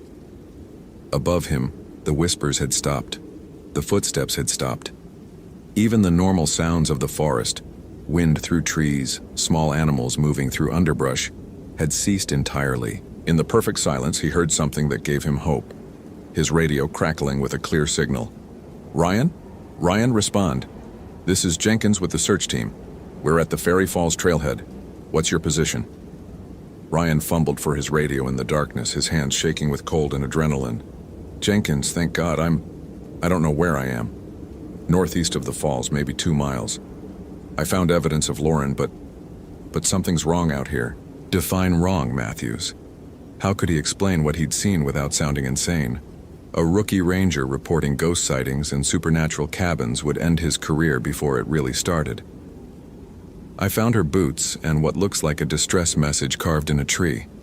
But there are other people in the woods. People who shouldn't be here." A pause. Then Jenkins' voice, more serious. "Are you saying you encountered hostile individuals?" Yes, sir. Something like that. Stay put and keep transmitting. We're tracking your signal." But even as relief flooded through Ryan, he heard them again. The whispers, closer than before, and something else. Footsteps approaching through the darkness, slow and deliberate. He wasn't alone in the shadows. A new voice cut through the whispers, weak, terrified, but unmistakably human. "Who's there? Please, if you're real, help me." Ryan froze. This voice was different from the thing in the cabin. This one carried the genuine terror of someone who had been lost and afraid for hours. "Lauren," he whispered into the darkness. "Yes. Oh God, yes. I'm Lauren Hendricks. Are you really there, or am I going crazy?" Ryan felt around on the ground until his fingers found a small LED backup light clipped to his belt. Its narrow beam revealed a figure huddled against a fallen log about 20 feet away. A young woman in hiking clothes, shivering and clearly exhausted. This was the real Lauren. He was sure of it. "I'm Park Ranger Ryan Matthews," he said, moving carefully toward her. "Your parents sent us to find you. Are you injured?" I don't think so, but my feet are freezing." She looked down at her bare feet, and Ryan understood the mystery of the boots. "Something made me take them off. I couldn't help it. They said I had to leave them as markers." "They?" Lauren's eyes were wide with terror in the LED beam. "The people in the woods. They look like hikers, like rangers, but they're not. They're not alive." She grabbed his arm desperately. "You can see them too, can't you? Tell me I'm not losing my mind." "You're not crazy," Ryan assured her, though saying it aloud made the situation feel even more surreal. "I've seen them too. How long have you been out here?" "Since yesterday afternoon, but it feels like days. Time doesn't work right here. They kept leading me deeper into the woods, away from the trail. Every time I tried to go back, they'd appear and block my path." Ryan's radio crackled again. "Matthews, we're getting interference on your signal. Maintain position and keep talking." But as he reached for the radio to respond, the whispers started again. Louder this time, more urgent. And the temperature began to drop rapidly, their breath becoming visible in sharp white puffs. "They're coming back," Lauren whispered, pressing closer to him. "When it gets cold like this, they're coming." Through the darkness around them, Ryan could see shapes moving between the trees. Dozens of them now, surrounding their position. The spectral figures from different eras, all watching, all waiting. And among them, the thing that had worn Lauren's face smiled at him from the shadows. "Now you understand," it said in a voice that carried the echoes of all the others. This is where lost souls come to rest. This is where you'll stay with us." Ryan grabbed Lauren's hand and helped her to her feet. "Can you run?" "I'll try." "Good, because we're getting the hell out of here." But as they started to move, the spectral figures began to close in, and Ryan realized they might already be too late. The apparitions formed a tightening circle around Ryan and Lauren, their whispered voices growing into a chorus that seemed to come from the very air itself. Some appeared solid enough to touch, while others flickered like candle flames in the darkness. Ryan pulled Lauren close, his LED light sweeping across the surrounding figures. In its narrow beam, he caught glimpses of faces from across decades, hikers who had vanished, rangers who had never returned from patrol, campers who had simply walked into the woods one day and became legend. All of them trapped here. All of them trying to trap others. "There's too many of them," Lauren whispered, her grip on his arm tight enough to leave bruises. But Ryan's rookie determination flared to life. He'd spent 8 months training for emergencies, learning protocols, studying maps and wilderness survival. These things might be supernatural, but they were still connected to this place, this forest. And Ryan knew forests. "The creek," he said suddenly, remembering his topographical maps. "There's a seasonal creek bed about 100 yards south of here, running water. My grandmother always said spirits can't cross running water." "You're betting our lives on folklore? You got a better idea?" A spectral figure lunged toward them, and Ryan felt icy fingers brush his face. The touch burned like frostbite, leaving his skin numb. "South," he shouted, pulling Lauren through a gap between two apparitions. "Run south." They crashed through the underbrush, spectral hands grasping at them from all directions. Ryan's LED light showed glimpses of the pursuit, dozens of figures flowing through the trees like smoke, keeping pace effortlessly. The ground began to slope downward, and Ryan heard the sound he'd been praying for, the bubble and rush of moving water. The seasonal creek was running full from recent rains, maybe 3 feet wide and knee-deep. "There!"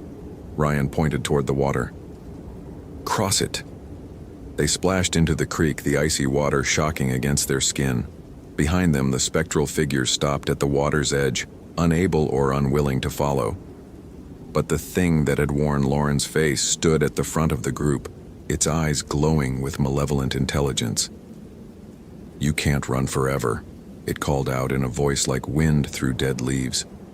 "This forest is vast, and we are patient. We have all the time in the world." Ryan's radio suddenly burst to life with Jenkins' voice. "Matthews, your signal just got stronger. We're tracking you to your current position. ETA 15 minutes. The spectral figures began to fade as the radio transmission continued, becoming translucent, then disappearing entirely. Within moments, Ryan and Lauren were alone beside the creek, shivering in the darkness. "They're gone," Lauren whispered in amazement. "For now," Ryan said, helping her out of the creek, "but I don't think they're finished with us."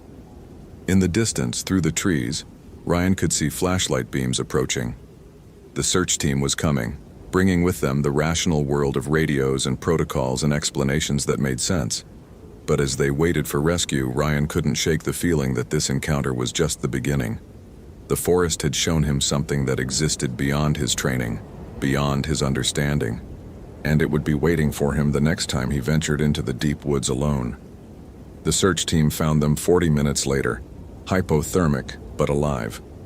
Supervisor Jenkins wrapped them in emergency blankets while EMTs checked their vital signs and treated Lauren's frostbitten feet. "What happened out there, Matthews?" Jenkins asked as they hiked back toward the trailhead. "Your radio transmissions were unusual." Ryan looked at Lauren, who was being helped along the trail by 2 other rangers. She caught his eye and gave an almost imperceptible shake of her head. "We got disoriented," Ryan said carefully. "There are some unofficial trails back there that don't appear on our maps. Lauren got turned around, and when I went looking for her, I did too." It was true, as far as it went. But it wasn't the whole truth. Jenkins studied him for a moment. "The boots?" She was developing blisters, had to take them off. "And the message carved in the tree? False alarm. Old carvings, probably from decades ago. The lighting made them look fresh." Jenkins didn't look entirely convinced, but he didn't press the issue. By the time they reached the parking lot, Lauren's parents had arrived from Salt Lake City, a middle-aged couple who cried with relief as they embraced their daughter. As the ambulance prepared to take Lauren to the hospital for observation, she approached Ryan one more time. "Thank you," she said simply. "For believing me. For not letting them take me. Just doing my job." She shook her head. "No, you did more than that. You risked everything." She paused, looking back toward the tree line where the forest waited in darkness. "They'll try again, won't they? For both of us." Ryan followed her gaze. In the distance, barely visible among the pine trunks, he thought he could see figures watching them. But when he blinked, they were gone. "Maybe," he said quietly, "but next time we'll be ready." As the ambulance drove away with Lauren and her family, Ryan began the long process of filing his incident report. On paper, it would read like a routine search and rescue. Hiker got lost. Ranger found her. Both suffered mild exposure but recovered fully. The truth would stay between them, locked away in a part of his mind that his training had never prepared him to use. But as Ryan drove home through the darkness, his radio crackled one more time with a transmission that made his blood turn cold. "Help. Me. Please." It was Lauren's voice, clear as day. Lauren, who was currently in an ambulance 20 miles away. Ryan pulled over and stared at his radio in horror, finally understanding that his encounter with the supernatural residents of Yellowstone's deep woods was far from over. Some things, once awakened, never go back to sleep. And some places never let you truly leave. The end. Or is it? What did you think? Did this supernatural encounter give you chills? Ryan's rookie instincts were tested by forces beyond any training manual. Tell me, what would you have done in Ryan's situation? Do you think the spectral apparitions will return? Was Lauren truly safe, or is something still following her? Want more terrifying forest ranger horror stories? Hit that follow button for daily supernatural scares that will make you think twice about hiking alone. Smash that like if this story kept you on the edge of your seat. What should Ryan encounter next in Yellowstone's haunted wilderness? Comment your ideas below. I read every single one. The radio crackled to life at 6:47 a.m., jolting Ranger Stephen Mitchell from his first sip of coffee. Base to Sector 7, we've got a code yellow. 22-year-old female Samantha Chen failed to return from backcountry camping. Last known position, Devil's Backbone Trail. Stephen set down his ceramic mug, the one his daughter Emma had painted with wobbly letters spelling "World's Best Dad," and grabbed his gear. 23 years of service had taught him that missing hikers usually meant one of three things: injury, disorientation, or stupidity. Never anything the local ghost stories claimed. Copy base. Weather conditions. Stephen's breath formed small clouds in the crisp October air as he loaded his pack with regulation emergency supplies. First aid kit, emergency blanket, protein bars, and his grandfather's compass, a relic he carried more for sentiment than necessity. Clear skies, temperature dropping to 32 tonight. Family's been calling every hour since midnight. Stephen's jaw tightened. Frantic families always made these situations harder. His phone buzzed with a text from his wife. "Be safe. Emma wants pancakes when you get home." The normalcy of it grounded him as he started up the trail, his Danner boots crunching through fallen maple leaves. The Devil's Backbone Trail stretched 12 miles through some of the most remote wilderness in Shenandoah National Park. Stephen had hiked it hundreds of times, rescued dozens of lost tourists, and never encountered anything more supernatural than a confused black bear. 3 miles in, he found Samantha's campsite. Her North Face tent stood undisturbed, sleeping bag still warm to the touch. A half-eaten granola bar sat on the picnic table beside an iPhone with 23% battery. Technology that should have prevented this entire situation. "This doesn't make sense," Stephen muttered, photographing the scene with his department-issued camera. No signs of struggle, no animal tracks, personal items untouched. His radio squelched. "Any updates, Mitchell?" "Negative. continuing northeast toward the old settlement ruins. Stephen's stomach growled as he pushed deeper into the forest. The ruins, remnants of a 1800s logging community, lay another 2 miles ahead. Local folklore claimed the place was cursed after a cholera outbreak killed 37 people in 3 weeks, but Stephen knew better. Diseases spread fast in unsanitary conditions. No ghosts required. The temperature dropped 10 degrees as he approached the clearing. His radio began producing static, then died entirely. "Shit," he whispered, shaking the device. The digital display flickered between numbers that made no sense. Through the tree line, weathered foundations emerged like broken teeth. 3 stone chimneys stood sentinel over collapsed cabins, their mortar crumbling like old bones. Stephen had been here dozens of times for routine patrols, but something felt different today. A sound echoed from the largest ruin, a 2-story structure that had once served as the community meeting house. Not wind through broken timbers, but something rhythmic, purposeful. "Samantha," Stephen called, his voice swallowed by the oppressive silence that followed. Even the birds had stopped singing. He approached the doorway, noting fresh scuff marks in the dirt. Size 7 hiking boots, women's. His pulse quickened as he stepped across the threshold, floorboards groaning under his weight. The interior reeked of decay and something else, something sweet and cloying that made his throat constrict. Sunlight filtered through gaps in the roof, illuminating dust motes that danced like tiny spirits. Stephen's rational mind cataloged everything, evidence of recent human presence, but no Samantha. A photograph lay face down on a rotting table. Stephen's hand trembled as he turned it over, revealing a sepia-toned image of the settlement in its prime. Men, women, and children stood in neat rows, their faces somber as Victorian convention demanded. But their eyes were wrong. Every single person stared directly at the camera with expressions of absolute terror. "What the hell?" Stephen's voice cracked as he studied the image. In the background, barely visible, stood a figure that didn't belong. Tall, gaunt, wearing clothes from a different era entirely. His headlamp flickered despite fresh batteries. The temperature plummeted another 15 degrees, turning his breath to fog. Somewhere in the walls, that rhythmic sound continued. Thump, thump, thump, like a heartbeat, or someone knocking. If this story is giving you chills, smash that follow button for more supernatural horror. What would you do in Stephen's situation? Comment below. Stephen's skepticism warred with primal fear as he explored the ruins room by room. In what had been the kitchen, mason jars lined rotting shelves, their contents long since turned to black sludge. But one jar remained clear, filled with water that seemed to move on its own. "Optical illusion," he whispered, but his voice lacked conviction. In the corner, fresh scratch marks scored the wooden walls. Not from animals, the gouges were too deliberate, forming symbols that hurt to look at. Stephen's smartphone, showing 78% battery, suddenly died. The screen went black, then flickered back to life, displaying impossible numbers: 1387, 2594. A woman's voice whispered his name.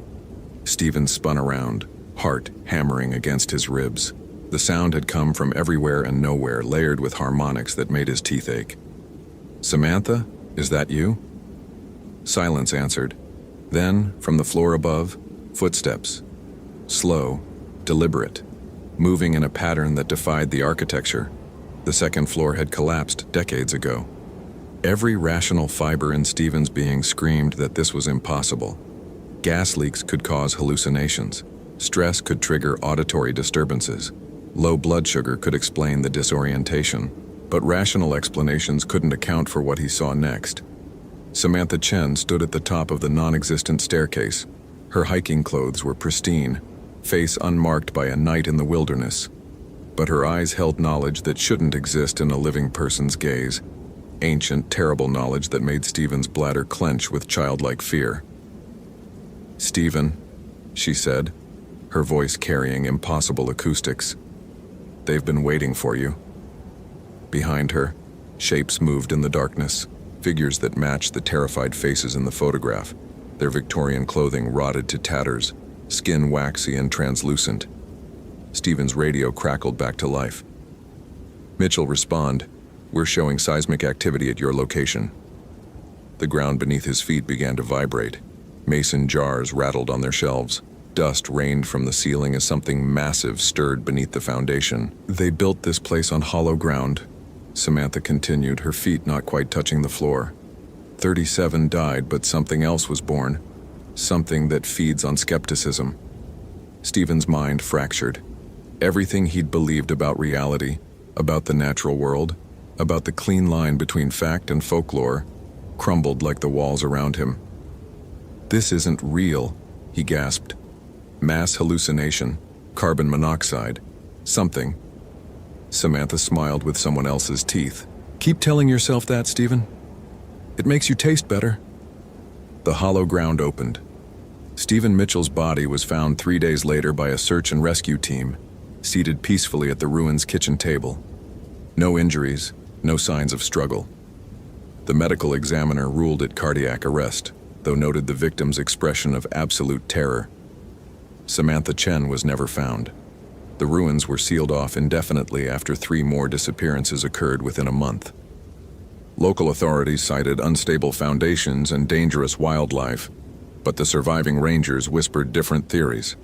Stephen's final radio transmission, recorded but never released to the public, consisted of a single word repeated 47 times. Hollow, hollow, hollow. His daughter Emma still paints coffee mugs, though she no longer writes messages about world's best dads. Some lessons about trust cut too deep, even for children. The Devil's Backbone Trail remains closed to this day. Holy crap, that was intense. Did that ending blow your mind? Like, if you want more terrifying forest ranger stories, follow for daily supernatural horror, and comment your theory about what really happened to Samantha.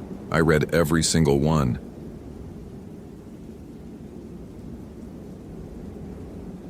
The phone's shrill ring cut through the morning stillness of Yosemite's ranger station, startling William from his coffee and incident reports. 27 years of service had taught him to recognize panic in a caller's voice within the first 3 words. This one had it in spades. "Please, you have to help us." The woman's voice cracked through the receiver. "Our daughter Mia. She's been missing since yesterday evening. The other rangers, they said you're the best tracker in the park." William set down his mug, the ceramic making a soft clink against his metal desk. Outside his window, October fog clung to the pine tops like ghostly fingers. "Ma'am, I need you to slow down. Tell me your daughter's name again and when you last saw her." "Mia Richardson. She's 22, blonde hair, about 5'4". She was hiking the Chilnawalna Falls Trail yesterday around 4 p.m.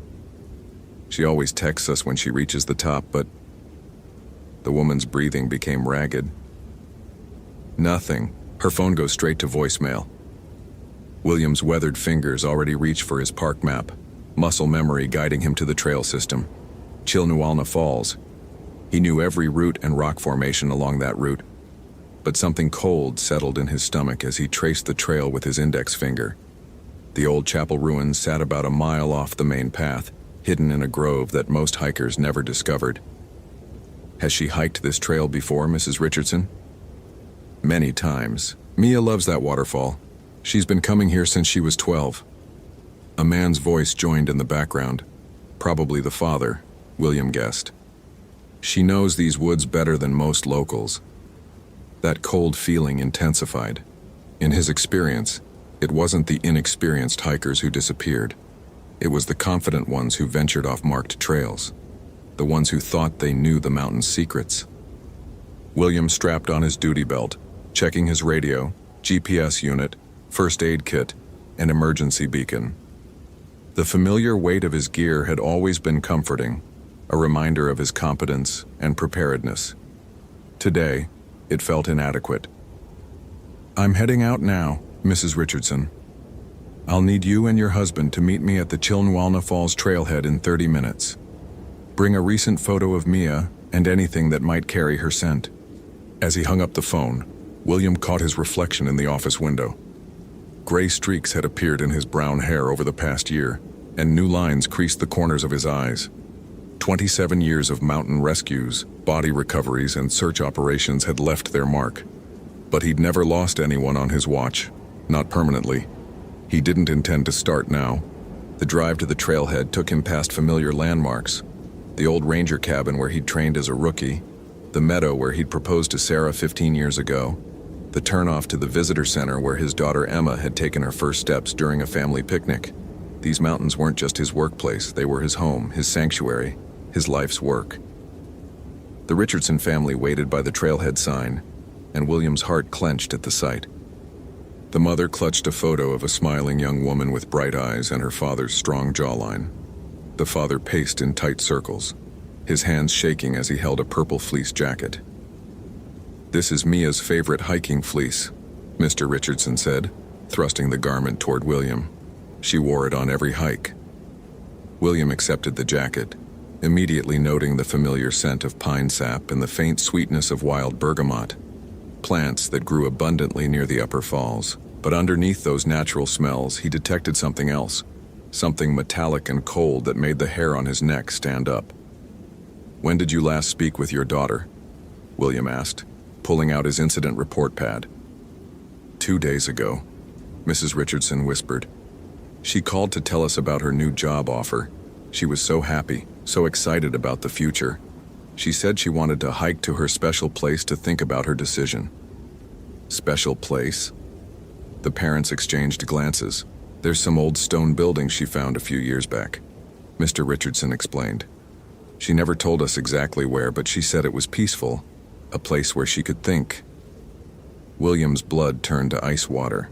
In 27 years of service, he'd only encountered 3 missing persons cases that involved the old chapel ruins. None of those cases had ended well. The first was a teenage boy in 1995 who'd been found 3 days later, catatonic and unable to speak coherently for weeks. The second was a middle-aged hiker in 2003 whose body was discovered at the bottom of a ravine nearly a mile from the chapel. Despite no logical way he could have ended up there. The third case had never been solved. Janet Morrison, a photographer from Sacramento, had simply vanished near the ruins in 2009. Her camera was found hanging from a tree branch, its memory card containing dozens of photos of empty darkness. "I know the place," William said carefully, not mentioning the chapel's grim history. "Let's start from the main trail and work our way toward the upper elevations." The hike began normally enough. William's trained eye quickly picked up Mia's boot prints in the soft earth. Size 7 Merrell hiking boots with a distinctive star pattern on the sole. The prints were clear and purposeful for the first mile, staying on the main trail just as an experienced hiker should. But as they climbed higher, something began to feel wrong. The forest seemed too quiet. No birdsongs echoed from the canopy. No squirrels chattered in the branches. Even the ever-present sound of wind through pine needles had faded to an eerie whisper. William paused at a fork in the trail, kneeling to examine the ground more closely. Mia's boot prints continued along the main path for another 50 yards, but then they stopped. Not gradually, not turning off the trail. They simply ended, as if she'd vanished into thin air. "That's impossible," he muttered, circling the area where the tracks disappeared. His radio crackled with static. "Base to Ranger Williams, come in." "Williams here." "Bill, we just got a call from another hiker. Says he saw a young woman yesterday evening heading toward the old chapel area. Description matches your missing person." Williams' throat went dry. "Copy that, Base. I'm about a quarter mile from the chapel turnoff now." As he clicked off the radio, he noticed the temperature had dropped at least 10 degrees. His breath now formed small clouds in the air, despite the afternoon sun beating down through the forest canopy. The Richardson parents were still at the trailhead waiting for his updates, trusting him to bring their daughter home safe. The unofficial path to the chapel ruins was barely visible, just a faint depression in the forest floor where decades of curious hikers had worn away the undergrowth. William had walked this path before, always with a sense of unease he'd never been able to explain. Today, that unease felt like a physical weight pressing against his chest. If this story is giving you chills, hit that follow button for more supernatural horror.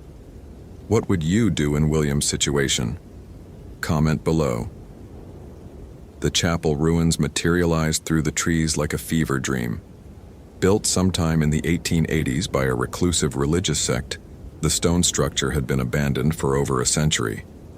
Local records suggested the congregation had practiced unusual rituals, something about communicating with the dead through prolonged fasting and isolation. The sect had disbanded suddenly in 1891 after several members died under mysterious circumstances.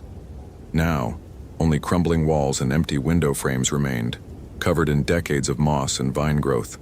But as William approached, he noticed something that made his skin crawl.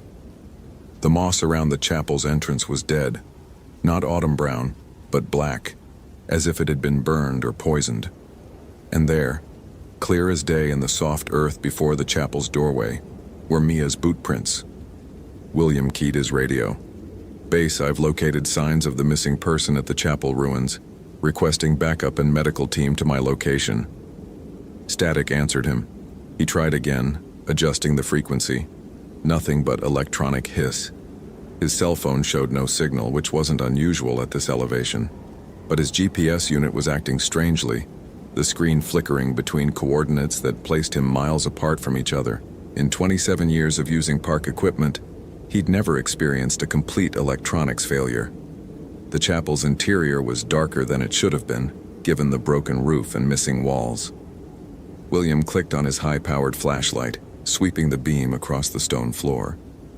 Ancient wooden pews sat in perfect rows, as if waiting for a congregation that would never return. At the far end of the chapel, a stone altar bore dark stains that William tried not to think about too closely. But it was the walls that made his blood freeze. Scratched into the stone, covering every available surface, were hundreds of names and dates. Some were old enough to be barely visible, worn smooth by time. Others looked fresh, carved deep into the rock with desperate precision. And there, near the altar, etched in letters still sharp with newness, MIA, Richardson, October 15th, 2018, yesterday's date. William's flashlight beam trembled as he swept it across the altar. Mia's backpack sat propped against the stone, her water bottle and energy bars still inside. Her hiking boots were placed neatly beside it, laces tied in perfect bows. But no sign of Mia herself. A sound echoed from deeper in the chapel, not quite a whisper, not quite a moan. It seemed to come from everywhere and nowhere, reverberating off the stone walls in a way that made William's teeth ache. His rational mind, trained by nearly 3 decades of search and rescue work, tried to process what he was seeing logically. Someone had obviously been here with Mia. Someone had forced her to carve her name in the wall, then taken her boots and equipment. This was a kidnapping, not a supernatural occurrence.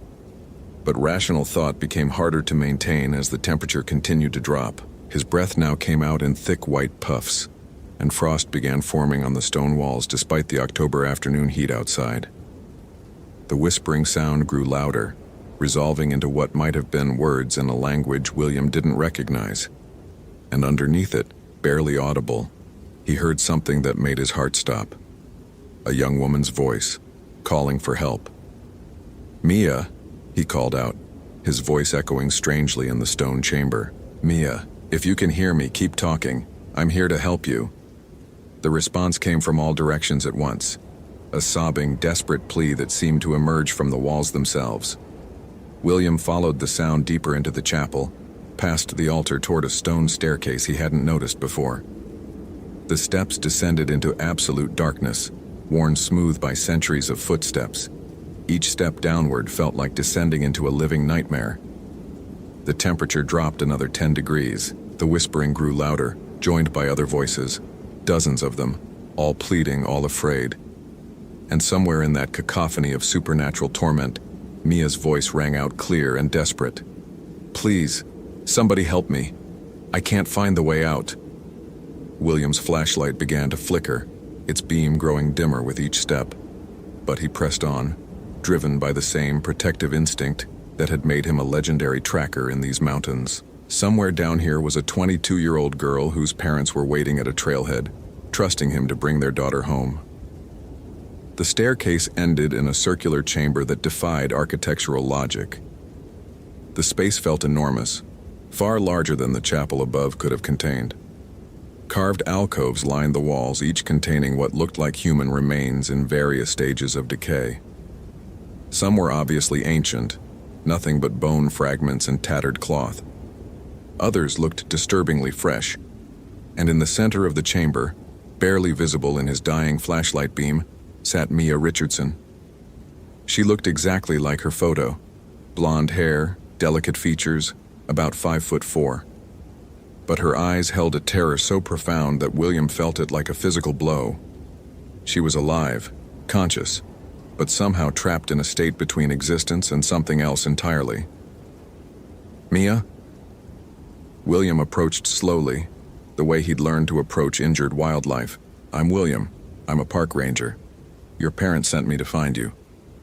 She turned toward him, and he saw that her lips were moving in silent prayer or plea, but no sound emerged. Around them, the whispering voices grew agitated, as if his presence had disturbed some ancient ritual. William reached for his radio, forgetting it was dead. His training kicked in: secure the victim, assess injuries, establish communication with base, arrange for evacuation. But as he knelt beside Mia, his flashlight finally died completely, plunging them into absolute darkness. In that darkness, something touched his shoulder with fingers cold as winter stone. Holy hell, that was intense. Did that ending blow your mind? Like, if you want more terrifying forest ranger stories, follow for daily supernatural horror, and comment your theory about what really happened to Mia. I read every single one. What force haunts the chapel ruins? Will William escape with Mia? The truth behind the carved names will shock you. The end, or is it?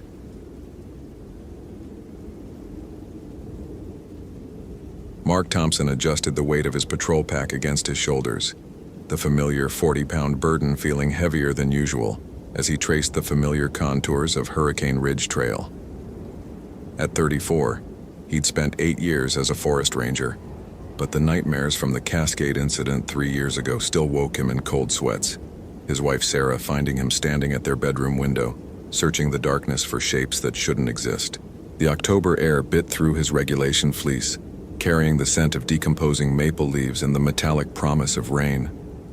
His Motorola radio crackled with routine chatter, hikers checking in, weather updates, the mundane rhythm of a Tuesday morning that felt anything but routine. "Base to Thompson, we've got a solo hiker. Jennifer Martinez, 26 years old, reported missing by her boyfriend about an hour ago," came dispatcher Linda's voice, tinged with the urgency that made Mark's stomach clench. "Last seen on Hurricane Ridge Trail around 700 hours. Her GPS tracker went dead at coordinates 47.9729, 123.4982. Mark checked his handheld GPS. Those coordinates put Jennifer less than 2 miles ahead of his current position. He pressed the transmit button, tasting copper fear on his tongue. "Copy, base. I'm maybe 90 minutes behind her on the same trail. Moving to intercept." What Linda couldn't know, what Mark's incident reports never mentioned, was that Hurricane Ridge Trail had taken 3 people in the last 18 months, all during overcast mornings, all without a trace, all leaving behind only scattered personal belongings and the lingering sense that something had been watching from the tree line. Mark's pace quickened, his red-winged boots finding purchase on the damp earth as memories of the Cascade incident flooded back unbidden. The way shadows had moved independent of their sources, the temperature drops that made no meteorological sense, the whispers in languages that predated human speech. His therapist called it PTSD. Mark called it preparation. The trail curved sharply around a massive Douglas fir, and Mark's breath caught in his throat as he spotted Jennifer's bright yellow North Face jacket draped over a fallen log, positioned with an almost ceremonial precision that made his skin crawl. No hiker abandons their jacket in 40-degree weather, not unless something made them run. Mark keyed his radio with trembling fingers. "Base, I've located Jennifer's jacket. No sign of the subject. Coordinates 47.9731, 123.4979. Beginning systematic search pattern." "Copy, Thompson. SAR team is 40 minutes out. Maintain radio contact every 15 minutes. But as Mark approached the jacket, he noticed what would haunt him for the rest of his life. The shadows cast by the surrounding trees were pointing in the wrong direction, defying the pale morning sun filtering through the canopy. They reached toward the jacket like grasping fingers, and in their depths, something moved with predatory intelligence. His iPhone showed 8:47 a.m., full signal strength, battery at 83%. All normal except for the timestamp on Jennifer's last Instagram post, uploaded at 8:52 a.m., 5 minutes in the future, showing a photo of Hurricane Ridge Trail that had been taken in complete darkness. Mark's hands shook as he photographed the scene, each camera flash revealing shadows that seemed to recoil and reorganize, as if the darkness itself was alive and learning. His wedding ring felt ice cold against his skin, and the photo of his 4-year-old daughter Emma tucked in his chest pocket seemed to burn with protective desperation. The forest had gone completely silent. No bird calls, no insect buzz, no wind through the branches, creating a vacuum of sound that made Mark's ears ring and his heart hammer against his ribs. This was how it had started at Cascade. The unnatural quiet, the wrongness that settled into his bones like winter. "Thompson, what's your 20?" Linda's voice crackled through the radio, distorted by static that formed almost recognizable patterns. "Still at the jacket location," Mark replied, surprised by how steady his voice sounded despite the terror clawing at his throat. "Linda, I need you to run a check on previous disappearances on Hurricane Ridge Trail. Cross-reference with weather conditions and time of day. Thompson, stay focused on the current search. Sayar is 28 minutes out." But Mark was already moving deeper into the forest, following a trail of disturbed vegetation that led away from the established path. Jennifer's footprints were clearly visible in the soft earth.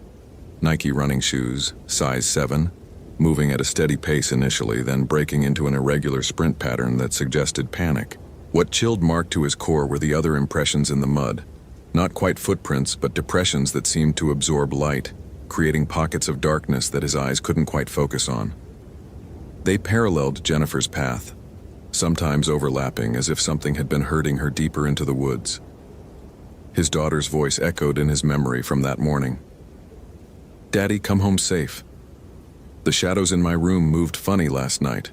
Emma had always been sensitive to things adults learned to ignore, and Mark felt a surge of protective rage that temporarily overwhelmed his fear. The trail led to a small clearing dominated by an ancient cedar stump, easily 12 feet across, its surface carved with symbols that hurt to look at directly. They seemed to shift and writhe when viewed peripherally, resembling letters from no alphabet Mark recognized, yet somehow conveying meaning that bypassed language entirely. Jennifer's iPhone lay in the exact center of the stump, screen cracked but still functional, displaying a video that had been recording for 37 minutes. Mark's hands shook as he pressed play, knowing he was about to witness something that would shatter his understanding of reality. The video showed Jennifer walking the trail normally, then suddenly stopping and looking around with growing confusion. "That's weird," her recorded voice said. "I swear I just passed the same tree." The camera panned to show familiar landmarks, but they were arranged wrong, as if the forest itself had been reshuffled like puzzle pieces. Then Jennifer's breathing became ragged, panicked. Oh God, something's wrong. The shadows. They're moving. They're following me." The camera shook violently as she ran, capturing glimpses of darkness that flowed between the trees like liquid, always staying just out of direct view. The recording ended abruptly with Jennifer's terrified scream and the sound of something large moving through the underbrush. Not footsteps, but a sliding, flowing motion that made Mark's blood freeze. If this story is giving you chills, hit the follow button for more supernatural horror. What would you do in Mark's situation? Comment below. Mark's radio erupted with static, Linda's voice barely recognizable through the interference. "Thompson, respond. Readings. Unusual electromagnetic. Can you..."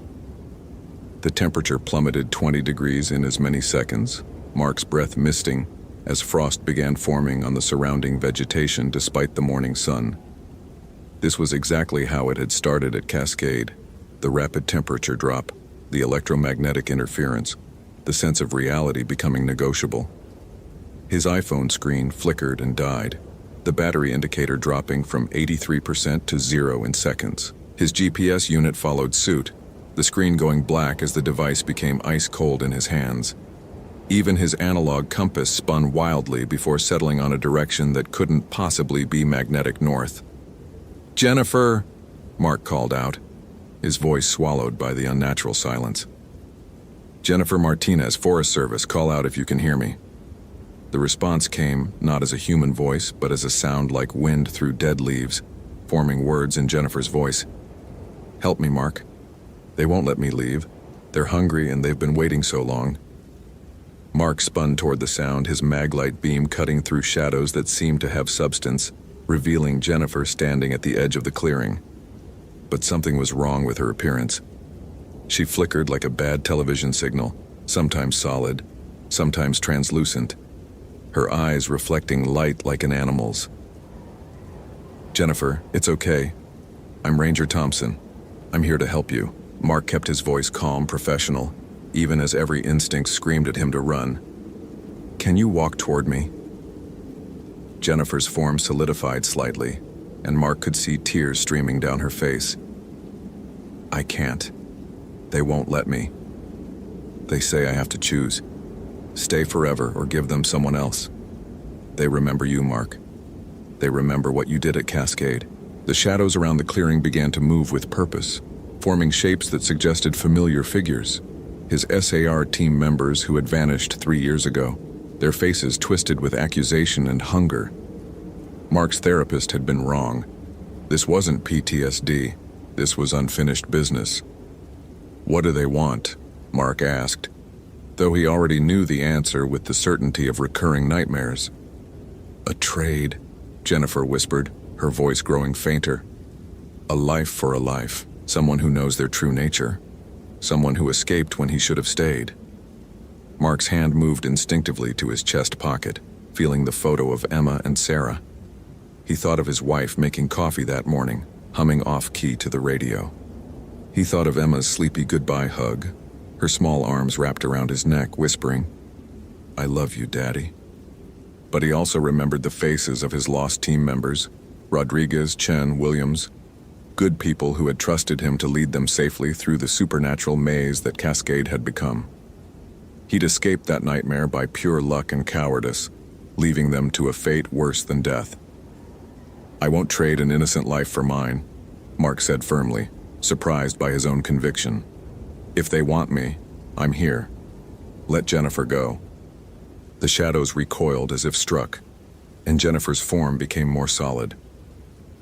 "Mark, no. You don't understand what you're agreeing to. They don't just want your life. They want your essence, your memories, your connection to everyone you love. They'll wear your face and visit your family."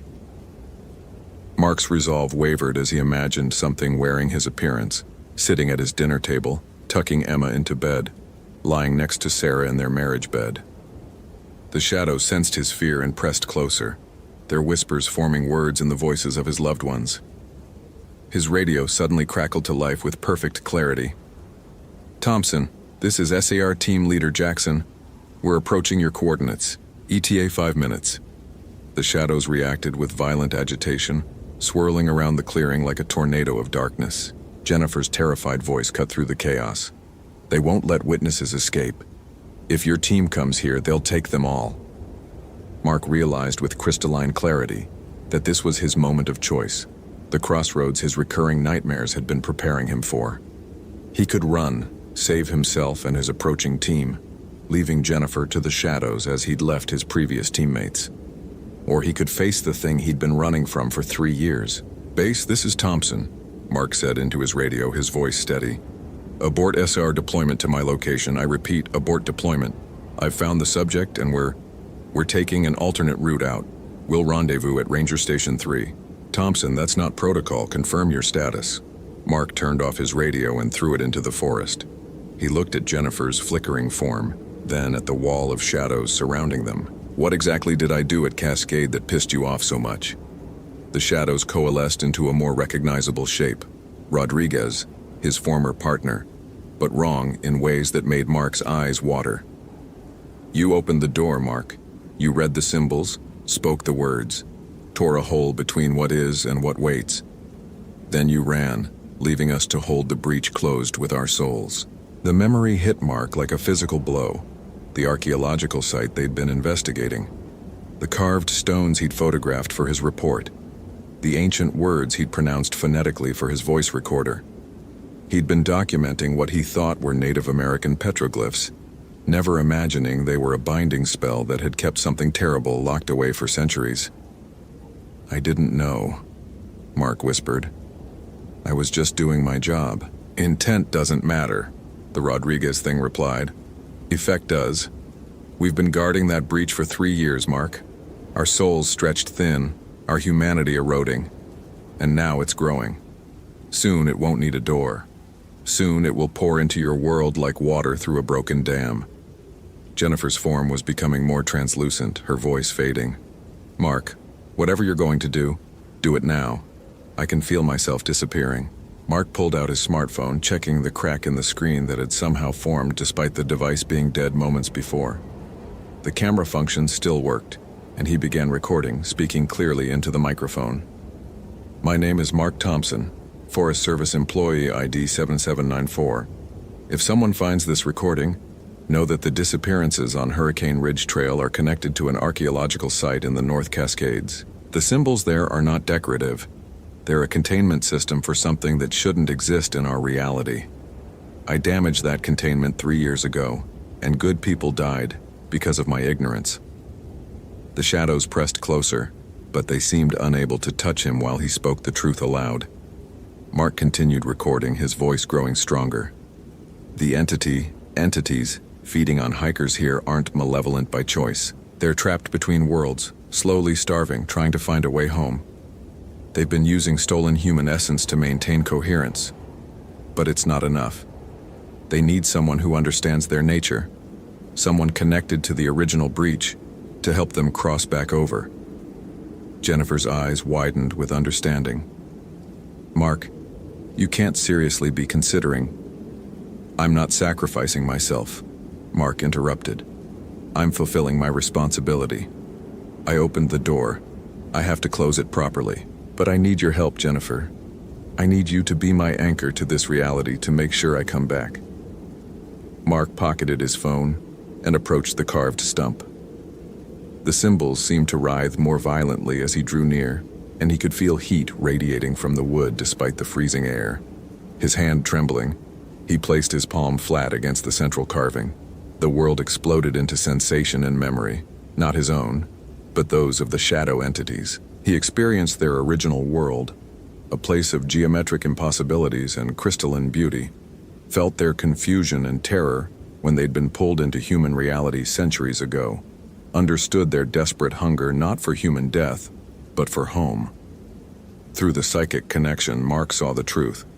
They weren't predators but refugees, and every person they'd taken had been an attempt to find someone who could help them return to their own dimension. They'd been slowly dying in human reality, their essence unraveling like smoke and wind. "I can help you go home," Mark said aloud, though his voice sounded strange in his own ears. "But you have to release everyone you've taken. All of them. Rodriguez, Chen, Williams, Jennifer. Everyone." The response came as pure emotion rather than words. Desperate hope mixed with ancient weariness. Mark felt the entity's agreement but also their warning. Opening a stable portal back to their reality would require him to anchor the passage with his own life force. He could survive the process, but he would be forever changed, forever connected to both realities. "Mark, don't." Jennifer's voice was stronger now, more solid. "There has to be another way." But Mark was already committed. He pressed both hands against the carved stump and spoke the words he'd recorded 3 years ago. But this time with intention, with understanding, with acceptance of the consequences. The temperature around them plummeted to levels that should have killed him instantly, and reality began to bend. A vertical tear appeared in the air above the stump, revealing glimpses of an alien landscape of crystal spires and impossible angles. Through the portal, Mark could see dozens of human figures, Rodriguez, Chen, Williams, and others stretching back decades, all standing at the threshold between worlds, waiting. The shadow entities flowed toward the portal like water finding a drain, their forms becoming more geometric and beautiful as they approached their home reality. As they passed through, the trapped humans began to regain solidity, their stolen essence returning as their captors departed. Jennifer solidified completely, gasping and shivering in the sudden return of normal temperature. Around the clearing, other figures were appearing, hikers and campers who had vanished over the years, all looking confused but alive. Rodriguez materialized beside the stump, fully human again but with eyes that held the wisdom of someone who had seen beyond the veil. "Mark, you did it. The breach is closing properly this time. But you..." Mark looked down at his hands and wasn't entirely surprised to see that they flickered occasionally between solid and translucent. He could feel his connection to both realities, a constant awareness of the space between worlds. He would never be fully human again, but he was still himself, still connected to Sarah and Emma and the life he'd fought to preserve. "I'm okay," Mark said, and found that it was true. Different, but okay. The nightmares are gone. Finally. As the portal closed with a sound like distant thunder, Mark's radio crackled back to life. "Thompson, this is base. We're showing normal readings now. What's your status?" Mark looked around the clearing at Jennifer and the other rescued people, all alive and unharmed, though deeply shaken. His smartphone showed full battery life and a timestamp that made sense. The carved symbols on the stump had gone dark and lifeless, looking like ordinary wood grain. "Base, this is Thompson. I've located the missing hiker Jennifer Martinez, and several other individuals reported missing over the past few years. Everyone appears to be in good health, but will need medical evaluation and trauma counseling. Request multiple ambulances and crisis intervention team at coordinates I'm about to transmit." "Thompson, did you say multiple individuals? How many are we talking about?" Mark counted quickly. Jennifer, Rodriguez, Chen, Williams, plus 8 others he didn't recognize. "Base, we're going to need transport for 12 people. And base? Cancel the archaeological survey scheduled for the North Cascades site. Mark it as permanently off-limits for public safety reasons." "Copy, Thompson. EMTs are en route. Can you provide more details on how you located so many missing persons?" Mark smiled for the first time in 3 years, feeling Emma's photo warm against his chest and Sarah's wedding ring solid on his finger. "I'll have a full report for you, Linda, but the short version is that sometimes the best way forward is to face what you're running from." As they waited for the rescue teams, Jennifer approached Mark with questions in her eyes. "What really happened here? I remember fragments, the shadows, feeling like I was dissolving, but then everything else is fuzzy." "The official report will mention a complex cave system that created optical illusions and electromagnetic anomalies," Mark replied. "People got disoriented, took shelter in natural formations, eventually found their way to a common exit point. Mass confusion caused by environmental factors. And unofficially?" Mark felt the subtle pull of the space between worlds, the constant awareness of dimensions layered like tissue paper. "Unofficially, Hurricane Ridge Trail is safe now. The environmental factors and have been permanently resolved. You can hike here again without worry." Rodriguez appeared at Mark's shoulder, solid and real but with the same otherworldly awareness in his eyes. "How do we explain being gone for years but not aging, not showing exposure or malnutrition?" "We don't," Mark said simply. "We let the experts create their theories. Our job is to move forward, help people heal, and make sure nothing like this happens again. The important thing is everyone's home." As the sound of approaching helicopters grew louder, Mark felt his phone vibrate with an incoming text from Sarah. "Saw the news about multiple rescues on Hurricane Ridge. Please tell me you're safe. Emma keeps asking when Daddy's coming home." Mark typed back with hands that barely flickered now. "Coming home soon. The nightmares are over. Tell Emma her daddy caught the monsters and they won't bother anyone anymore. I love you both more than words can say." The response was immediate. "Love you too. Dinner's at 6. Emma made you a welcome home card."